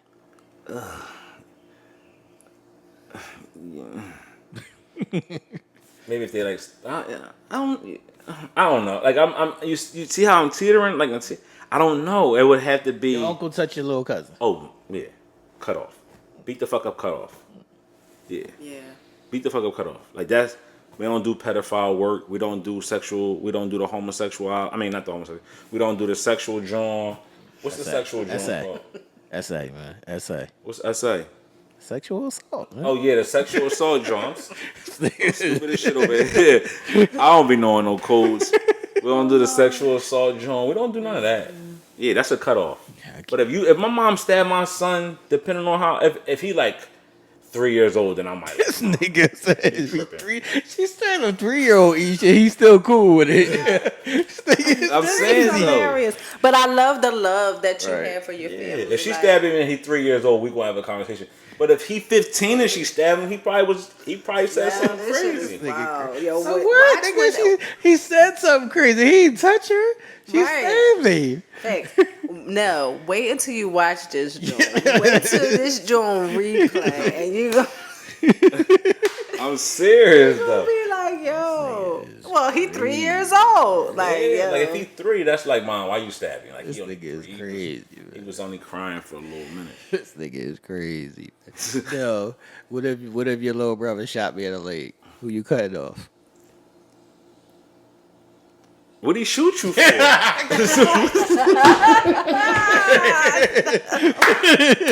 What did you do? like I'm fucked up then. I was just shoot me, Ish. I can't decide. Put you out of your misery so you don't have to I decide. can't decide. Right. Well, I'm up in the hospital too. I can't decide. He was wrong. He was wrong. He was wilding that day. He shot me in the leg. I'm gonna beat him the fuck up for you. I'm gonna fucking kill you. I'm gonna cut him off. Yeah, like. No, you ain't gonna be able to cut him off. No, we already know. Anytime you said it was cool for your mom stab to your stab son. I mean, We already what know. can I do to her? She had me. That's Gotta cut her off, dog. It's not that easy to cut mom off. It Off of a is. stab? She stabbed him. He could have died. Where she stabbed him at though? Nigga, that don't matter. You could die anywhere you get stabbed at. He said, where she stabbed him Nigga, she stabbed him at his little thigh or his little. Nigga, you know how many arteries and veins and shit is right there? You could die. Oh, I can't. It's hilarious. This nigga is crazy. Y'all cut your mom off if she stabbed your son? Congo, Asian. What y'all doing? You know what I mean? Y'all cutting your mom off if she stabbed your son. Oh my god. If she stabbed your son, would you cut your mom off or would you cut your dad off? I cut my dad off. If my dad stabbed my son, I'm like, no. Yeah, you can cut your dad off easy as pie. But I love his rationale. Yeah. Like I love his reasoning with that shit. like, You oh, I just cut my fine. dad. Oh no, I wouldn't cut my dad. Yeah, like, you know what I mean? You said, Right. I won't even cut my grandmom off. I know. See, that's a good a deep love for your family and the foundation that you guys have. Everybody's family is not like as tight knit as that, where they can stab somebody like your son and you still be cool with them because the love is that deep. Like I don't have that thing, man. No. You see me cut my brother off. You see me cut Mike. I cut Mike off plenty of times. I know. Nigga, you wildin', you on some bullshit. I will cut you the fuck off quick. But you've been like that Right. ever since. Right. Not like just I don't got time for it. That's what I'm saying. yeah. I don't got time for it. I'm not going to allow you to put me in situations that I know is going to fuck with my psyche. Yeah, and I think that is a good tactic that you have. Like it seems like it's less stressful up there. Yeah. Like less Like worry, less worry, less thought, You can sleep less all at night, comprehending, up at night thinking about fucking scenarios or just See, things I'm the and person. happenings. I'm the person of how close are you to me? So it's like you can't just be a cousin and be like, yo, I need X, Y, and Z. How close are you to me, nigga? I'm not just gonna do it because we family. Yeah. Cause I don't really fuck with you. Yeah, like Yeah. yeah, I mean ain't nobody calling me like cousins is calling me and saying, yo, I stabbed your son. Can I be cool with you today? I'm gonna fuck my cousin up. But if my mom stabbed my son, I just gotta take that like You just gotta take that. You But like, you gonna all right. tell your son though. No, oh no, this what he gonna tell us. That was your grandma's son. Sorry. It's Christmas dinner. We going over to your grandma's house. I don't care if she stab you or not. You gonna sit down and you gonna eat this macaroni and cheese. That's your grandmother. I want you to ask the little motherfucker what you want me to do. He You don't get smart with your crying. mom? No, he crying, dog. For how long? For every time he see her face, nigga, Face, she right. stabbed him. Right, and All you right, like well- forcing him to go Yes. to family functions and to her house. All right, the adults can sit upstairs and they I sit in the basement. can't. You know what I mean? I can't. And she got to go down in the basement to the deep freezing, Facts. and he on the floor, Facts. wilding out because he seen her and he's Yes. scared. Yes. He thinks she coming back for part 2. And she only And going look, down there to East, get the Look, ham hot. he's this nigga upstairs eating chicken like I didn't even know what's going on. They like, Nell, come get yourself Yes. ready. You go down there, get yourself together. You embarrassing me. Yeah. Like, Nell. Exactly. It's only a little cut. It's only a little cut. This nigga is crazy. A little cut can have deep scars. Hey. I got thrown into a radiator bar before. Like you think That's you a can't fact, take but that? that's your mom throwing you, nigga. Exactly. Can she throw your son into the radiator? Yes. Oh my god, this nigga is crazy. Yeah, you can stop the tripping. Yeah. No, This nigga you didn't is stop the crazy. cycle. You didn't stop the cycle. Yeah. Fuck the cycle. Look at how I turned out. You turned out pretty good, Yeah, and no, what you niggas- say? So yeah. is him. Yeah, That you is can't let your mom throw your son into a radiator, dog. I'm sorry, you can't. Nell said it is a-okay. Little nigga, you gonna be all right. Yo, you can't, dog. That I is sent her to go over there so she could watch him and he get hurt. yes. Don't tell me what the fuck she did, bro. That is wild, man. That's wild.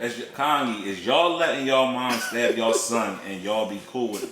Or would you have a problem with it? That is the question of the day. Yeah. Oh, I mean, like last week was 10 year in and out. Now I want to know, if your mom stabbed your son or daughter, no matter if they age baby Right. to 35, 40, would you allow your mom to come back around? That's wild, man. with the possibility of it happening again. Yes. Don't forget to add that in there. Yes. He like, if it happens, Like T if he said. dies, he dies. Like she coming around for part 2, for Yeah. round 2. She coming up for I part ain't gonna two. let her do the 2. I ain't Nell gonna play the You game. gotta do the one. Yeah, Nell play the game and shit. She coming around part two. Nell play the game and shit. Like he Neo now. He Neo sitting on the bed while she stabbing his son.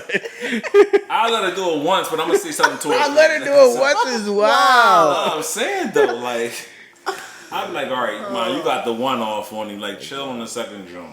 All right, so I know that you're married. You tell us all the time you're married. So, wife, do you hear what might, in fact, happen to your son at some point in life? They'll let his mom stab your son.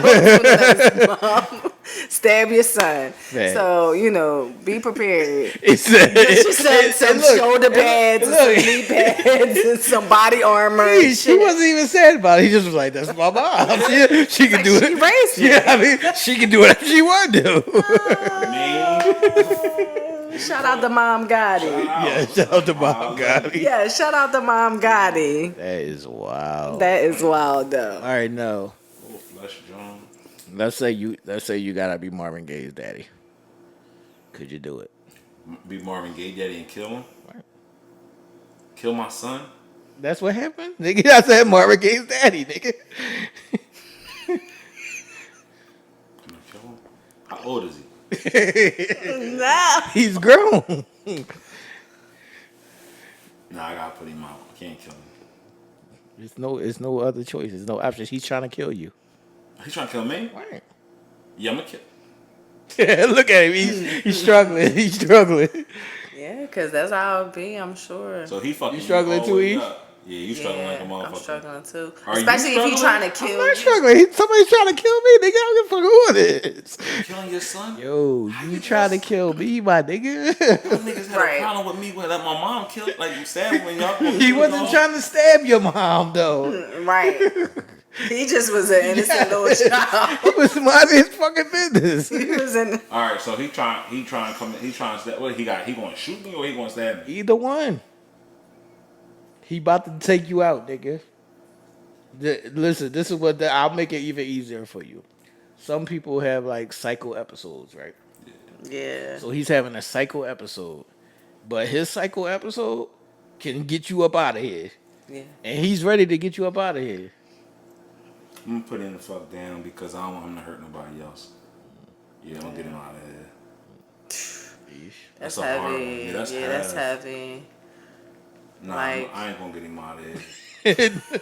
No, can't even do it. Can't do it. I know. No, you did. You died already, though, because you too busy thinking about it. You thinking about Yeah, it too right. long. And I He was- killed you. He Look, killed you already. And I was just kind of glad because I ain't know what the fuck I was going to say, right? But I guess I'm dead too because I'm sitting here thinking like I You don't know want to what? stab my son. I ain't gonna keep it funky.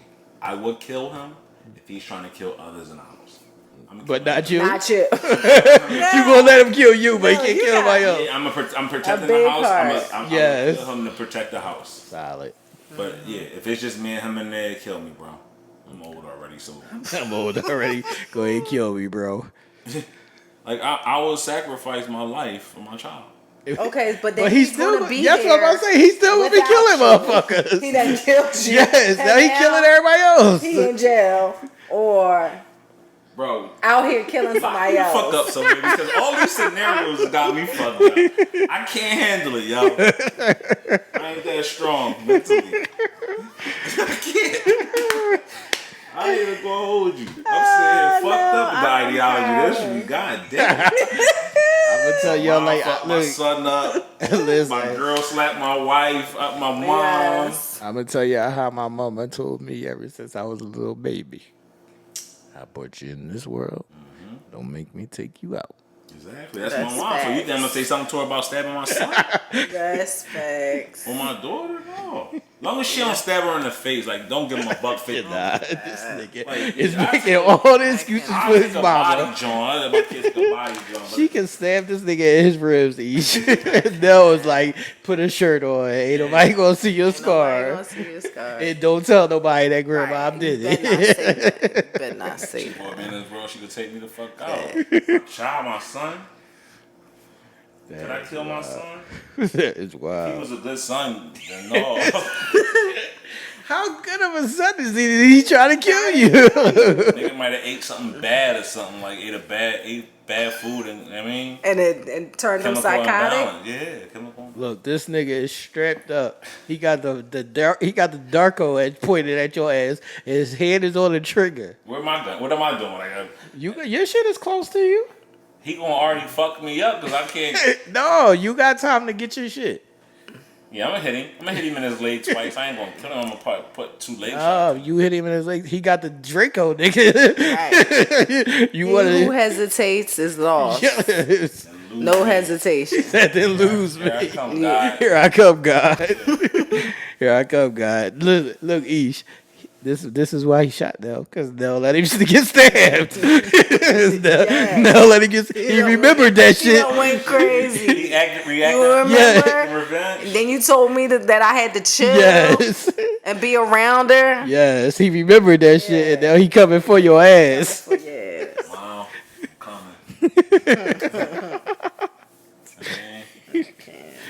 That is crazy, man. But like, Rocking a hard place. You're not gonna kill your son, Ish.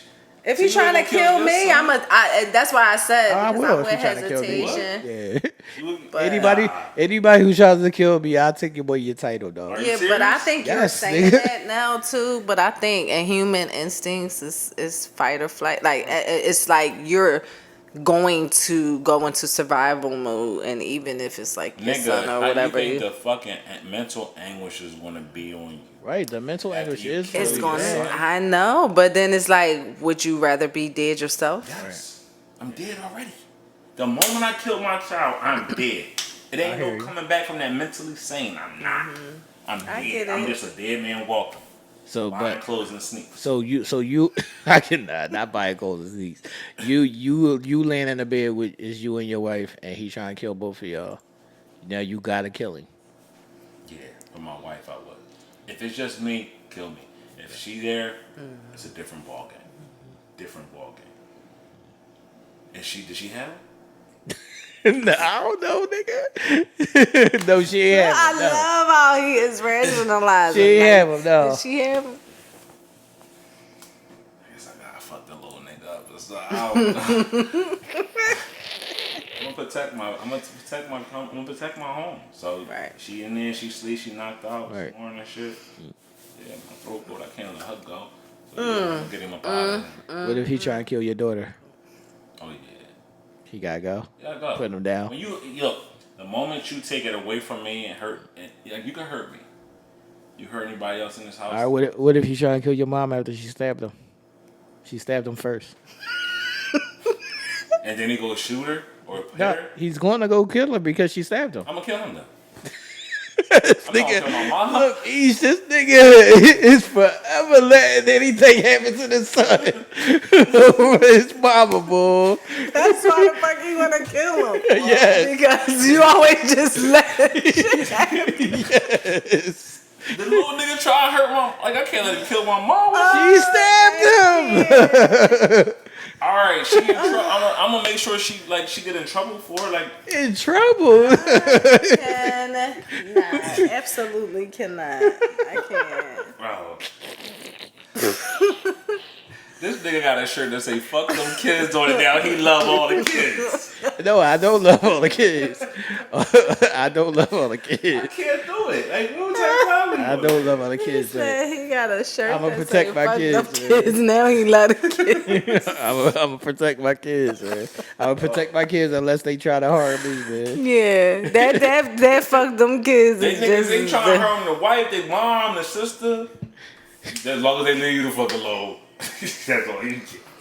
Kill your wife. Kill your No, I wouldn't kill let your them kill. sister. No, I wouldn't let them kill nobody else. But I'm just saying, I'm not gonna let nobody harm them either, though. Yeah, Like, I ain't gonna let nobody harm nigga, me. you let your mom stab me. It's a different person, bro. How? A person is a person. That's a different. This nigga said, my mama ain't no person. It's my mama. That's my motherfucking mama right there. Like, she's no different person. She his mother. Right. Cause she gotta take care. Like the moment he killed me, she inherited him now. Oh, she about to get killed next nigga because she still stabs him. You know? Right. Right. As long as he don't kill her in front of me. Solid. Me. Listen, people, the moral of this story. Kill your fucking kid first, please. the moral of this story is, yes, family is family, but don't let that bloodline, deteriorate you or bring you down or just put you in a space of not, being able to move forward, like putting you in a bad position. So it's like, I'm not co-signing for none of y'all. I'm not,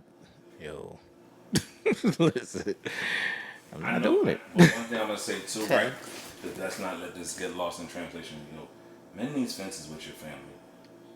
Yeah. Especially with your mothers. If y'all parents are still alive, That's a thin line between love and hate. It's a real big thin line between Facts, love and it hate. is. Just men needs fences before they go. Some of those fences I don't want to mend. Some of those fences I don't want to mend.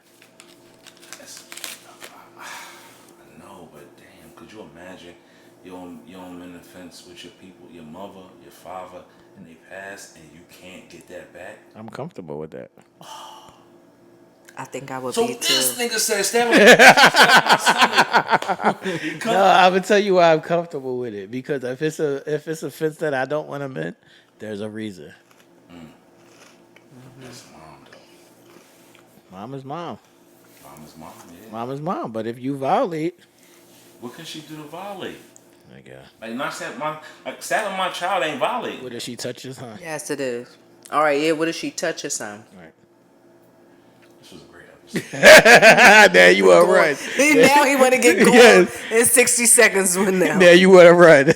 That's a whole different ballgame right there. There you would have Definitely run. cut off. That's what I'm saying.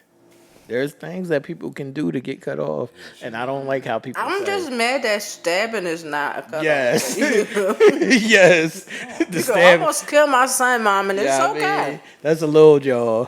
Yeah, like That's just a little jaw each. That's a slap in the face. That's light work. It's wild work. This nigga crazy, stab. man. Like it's like a little. No. He did not identify Right. the stab wound. She ain't lunge and She fucking shanked turn. him. She shanked him. Yeah, she shanked him. She She went. Shawshanked the lips in his ass. She Shawshank. She Shawshanked his ass. Yeah, she Shawshank. Alright, like he only got 4 or 5 slits on his Wow. side. That is As long wild. as the doctors can repair him, me and my mom gotta have a conversation with mom. Please don't do that again. Yo, I can't wait to have a conversation with your son, man. Facts. I'm gonna be like, do you remember when your dad let you get stabbed? That was crazy. He gonna be the reason why he come home and try to kill me and shit. I'm gonna be like, that was crazy, right? How you feel about that? I'm gonna have you more intimate conversations right here. I'm like, how you feel about that, dog? Yeah, this nigga gonna come home and like, Pop, let me talk to you and kill you. Yes. Mass murderer in my house and shit. But like I was saying, man, my point is, a lot of times people say that family is family. And that may be true indeed. Family is always going to be family. But sometimes you're going to have to cut some family members off. And sometimes you're going to have to choose somebody that's not your family over somebody that is your family. Sure. And this is a real life thing. And it happens every day. But also what I don't want to see anymore is I don't want to see nobody's like significant other fighting each other's parents. Like, Yeah. Yes, that's not cool. Fucking That's weird. not cute. I don't care what the situation is. We can't be at a family barbecue and y'all have an argument and you fight my mom and then we just go to bed, watch fucking Yeah, how that work? TV. Like you run with my mom and then we go home and watching fucking Martin or something. I mean, Yeah. Wild work. I be staring at you all fucking night. Like, I ain't even gonna be staying. I ain't go home with you. the audacity. I'm going home. No, I'm not going home with you, dog. Because that was totally unnecessary. Yeah, how you run with somebody's mom? Yeah, that's wild. Yeah, Dukes though. Shit Like, don't even need to go like, down. don't even argue with Dukes. Like, it's like y'all had your little woman's joint argue, but don't be calling each other bitches and slapping each other. I ain't got time. For And I even don't my like that. mom. Even my mom. Don't call my wife a bitch. Yeah, don't call my wife no bitch, mom. Be careful. Would you check your mom? I would cut my mom off. Just you'll cut her off right then and there. Just walk out the party and be done with it. Yep. No words. Nope. That's why you did that. And you know what you did. Right. Would you cut her off until you broke up with the girl? Let's say you and the girl broke up, and at the end of the breakup, she said, "That's why your mom a bitch." Are you gonna call your mom and be like, "All right, mom"? What? Yeah. So at the end of the breakup, she calls my mom a bitch back? She waited all this time till we broke up to call my mom a bitch back? Yeah. If me and Shorty broke up, Is mom back on the market? Like, is mom back safe? I don't know. Y'all know I'm a grudge holder, man. Once I feel like you cross certain fences, I keep you there. But but she did disrespect you because that was your girl, right? All right, so that is disrespecting you. But what if you like, damn, I see why my mom cussed her out. That's why I don't fuck with ratchets. Okay, because you ain't got time. Yeah. Right. So your situation won't even be that type situation. Yeah, I'm never gonna put my mom in a position where she gotta call one of my shorties a bitch. So if you called her a bitch, you did that on your own willy nilly. Yeah. So if you did that on your own willy nilly, I gotta cut you. Wow, yo, could you imagine at the barbecue, mom saying, "Who made this fucking potato salad? That bitch can't cook." Like, would you cut her off then? No, not in that sense. Oh, all right. That's just lingo. Okay. I'm talking about you purposely like, no, I hate this bitch. Oh yeah. Right. That's a little wild. Yeah, that's wild. I gotta go home with Shorty. That's wilder than stabbing. Yeah. That's not wild. Just nigga. It's what like you. Can we go to 60 seconds? It's going in How's 60 that wilder than seconds now. stabbing? It's That is not wilder than stabbing. Stop it. Ish. No. I don't think you understand a stab wound is ink. No, please stop. You guys You talking to somebody who hear about the stab wounds all day, every day. You talking to somebody not who light work. people been trying to stab before. Like, No, I'm gonna just have to deal with the stab. I'm gonna just tell my child, look, that was a one-time thing. you right. Shit ain't gonna happen like that again. Gucci about to say Ish. No, I was waiting for him to say something because I know what he's going to say first, and I was going to say, yeah, because I don't want. Go ahead, you say it. Right. You say what's the first thing that you're going to say on going to 60 seconds. I ain't gonna say nothing. I ain't gonna say nothing. Why not? Yeah.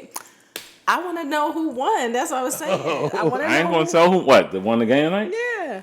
Boston won tonight, so Boston is up 2-0. They whooped Indiana's ass tonight, 120-110.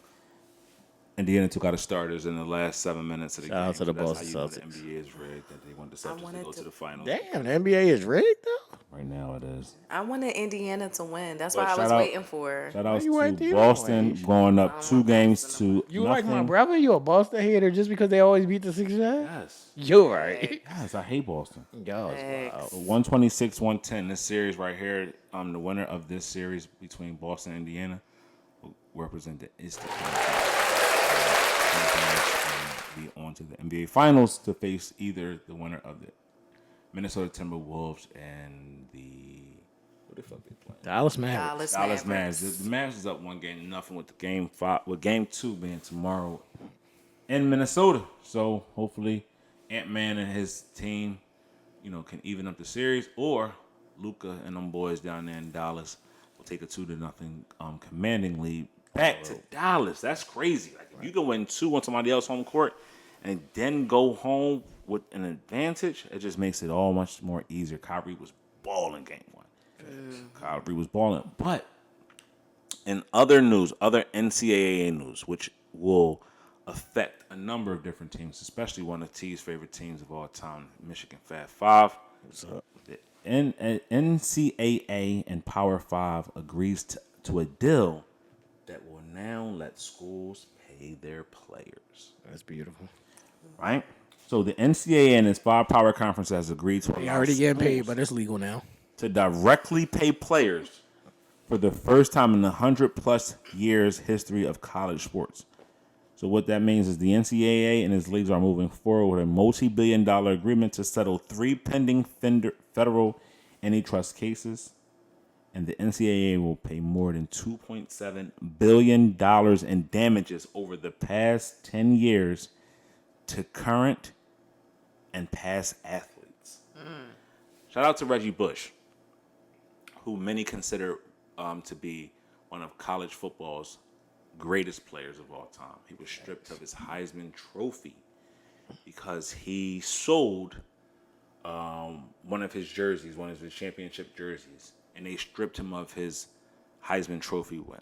But now you see these young kids in colleges now being paid with NIL deals and things like that. But Reggie Bush had his Heisman Trophy reinstated along with other students who have been banished for, getting paid for their likeness, selling their jersey or selling their rings or whatever the case may be, or taking money from, boosters to further their, family's life while they were in college until they made it to the pros. Compensation is on the way for these athletes. So current and past athletes, will share in a $2.7 billion antitrust damages. So that's a big thing. We thought we'd never see this in our lifetime, but, with anything that is unjust comes reparation. And these are athletes who has made millions of dollars for these schools, for their talents on the football field, baseball field, hockey field, football, anywhere they play, they are now being compensated for the work that they've put in to their craft and making their school prominent. If the Fab Five comes to mind when I think of that, right. The movie Blue Chips comes to mind where they highlighted and shown how, student athletes and how these organizations that these students go to play ball for only heightens the awareness for the school, and they get money and, a whole bunch of things happen and athletes get nothing. Right. So they will be getting something now. Shout outs to the NCAA for, making this ruling come about. Other than that, we are entrenched in the NBA season. But right on its heels is we're turning the calendar over in the next couple of days to June. Thanks. And we will be in the throes of summer. Is somebody happy for June? Is somebody happy for June? Fuck June. I'm waiting for July. Not I. Nobody's happy for June. Okay. Fuck June. July is where it's at. Fuck you, June. Yeah, fuck you, June. Go about your business. But July, definitely. We looking forward to that. Yeah. Absolutely. But be mindful. Be careful. Be safe. That's all we had to say. Solid. You know what I mean? Because it's a crazy world out here. Absolutely. Today, we just seen something that happened here in the city where this kid was riding his scooter, got hit by a car, hit off the bike. He ran down the street, started shooting at the car, wound up shooting through a car, hitting a little girl in her face and in her chest, 8-year-old girl coming from school. He also hit a 47-year-old man who was driving his car, and then another teacher who was walking down the street going to her car. So just in a chain of events from him getting hit off his scooter to him running down the street, chasing the car, shooting at it, he now hit 3 people. And it's now, he went from being a victim to now wanted for possible if the little girl dies. Attempted murder. Attempted murder and dumb, and just being dumb. So, wow. I know we don't want to be sheltered. I know we want to get outside. I know it's getting hot. It's getting nice. The sun is shining. But we also got to make sure that we're being careful. Yeah, thanks. All right, I do have a little bit of homework for Ish for the next episode. Oh, shit, Ish. Okay. Let me take my notes. Yo, I hate this nigga. Oh, shit. Ish, this is what I want you to do for the next episode. I just want you to give a little description to the people as far as the differences between manslaughter, attempted murder, et cetera, et cetera. Okay. There's some education for the people so they know the differences and, what you can get away with, what you can't get away with, what's considered self-defense, what's considered not self-defense. As we spoke earlier, it's because you get your ass beat and then you shoot somebody. That's not always self-defense. That was just a fight. I got a question that I'm going to ask that the kanji the one in the kanji asked, right? We're going to talk about this in detail on our live Sunday show during the Entertainment Quick Spin. Okay. But this is a question I want to ask the kanji as you see it now, and then the three of us is going to discuss it. You'll see us discuss it in the live show, which would have been before this, but you'll hear it. If you were gifted $50,000, what would you invest it in? All right, my real quick answer right now before Sunday is a strip club. Strip club? Yes. Shout out to the P. I seen they taping again. Facts. P Valley is back. Facts. $50,000. What would you invest it in?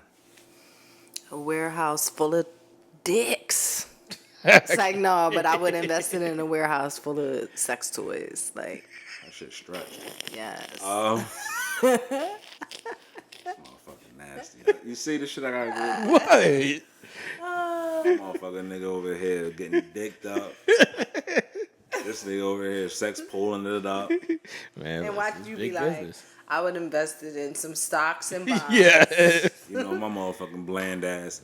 If I was gifted $50,000, what would I invest it in is actually properties. I would actually take the money and flip it. I'll put it in homes. Wait a minute. Can I Flip buy a that. brick?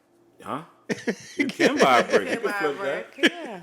yeah. Yeah, they ain't going for 50, but you can get one. That's for what I'm saying. I can get it. I might be able to Get two. That's what I was Yeah, saying. get Get a good You deal get on that. one and put 25 That's down what on I'm the saying. strip club.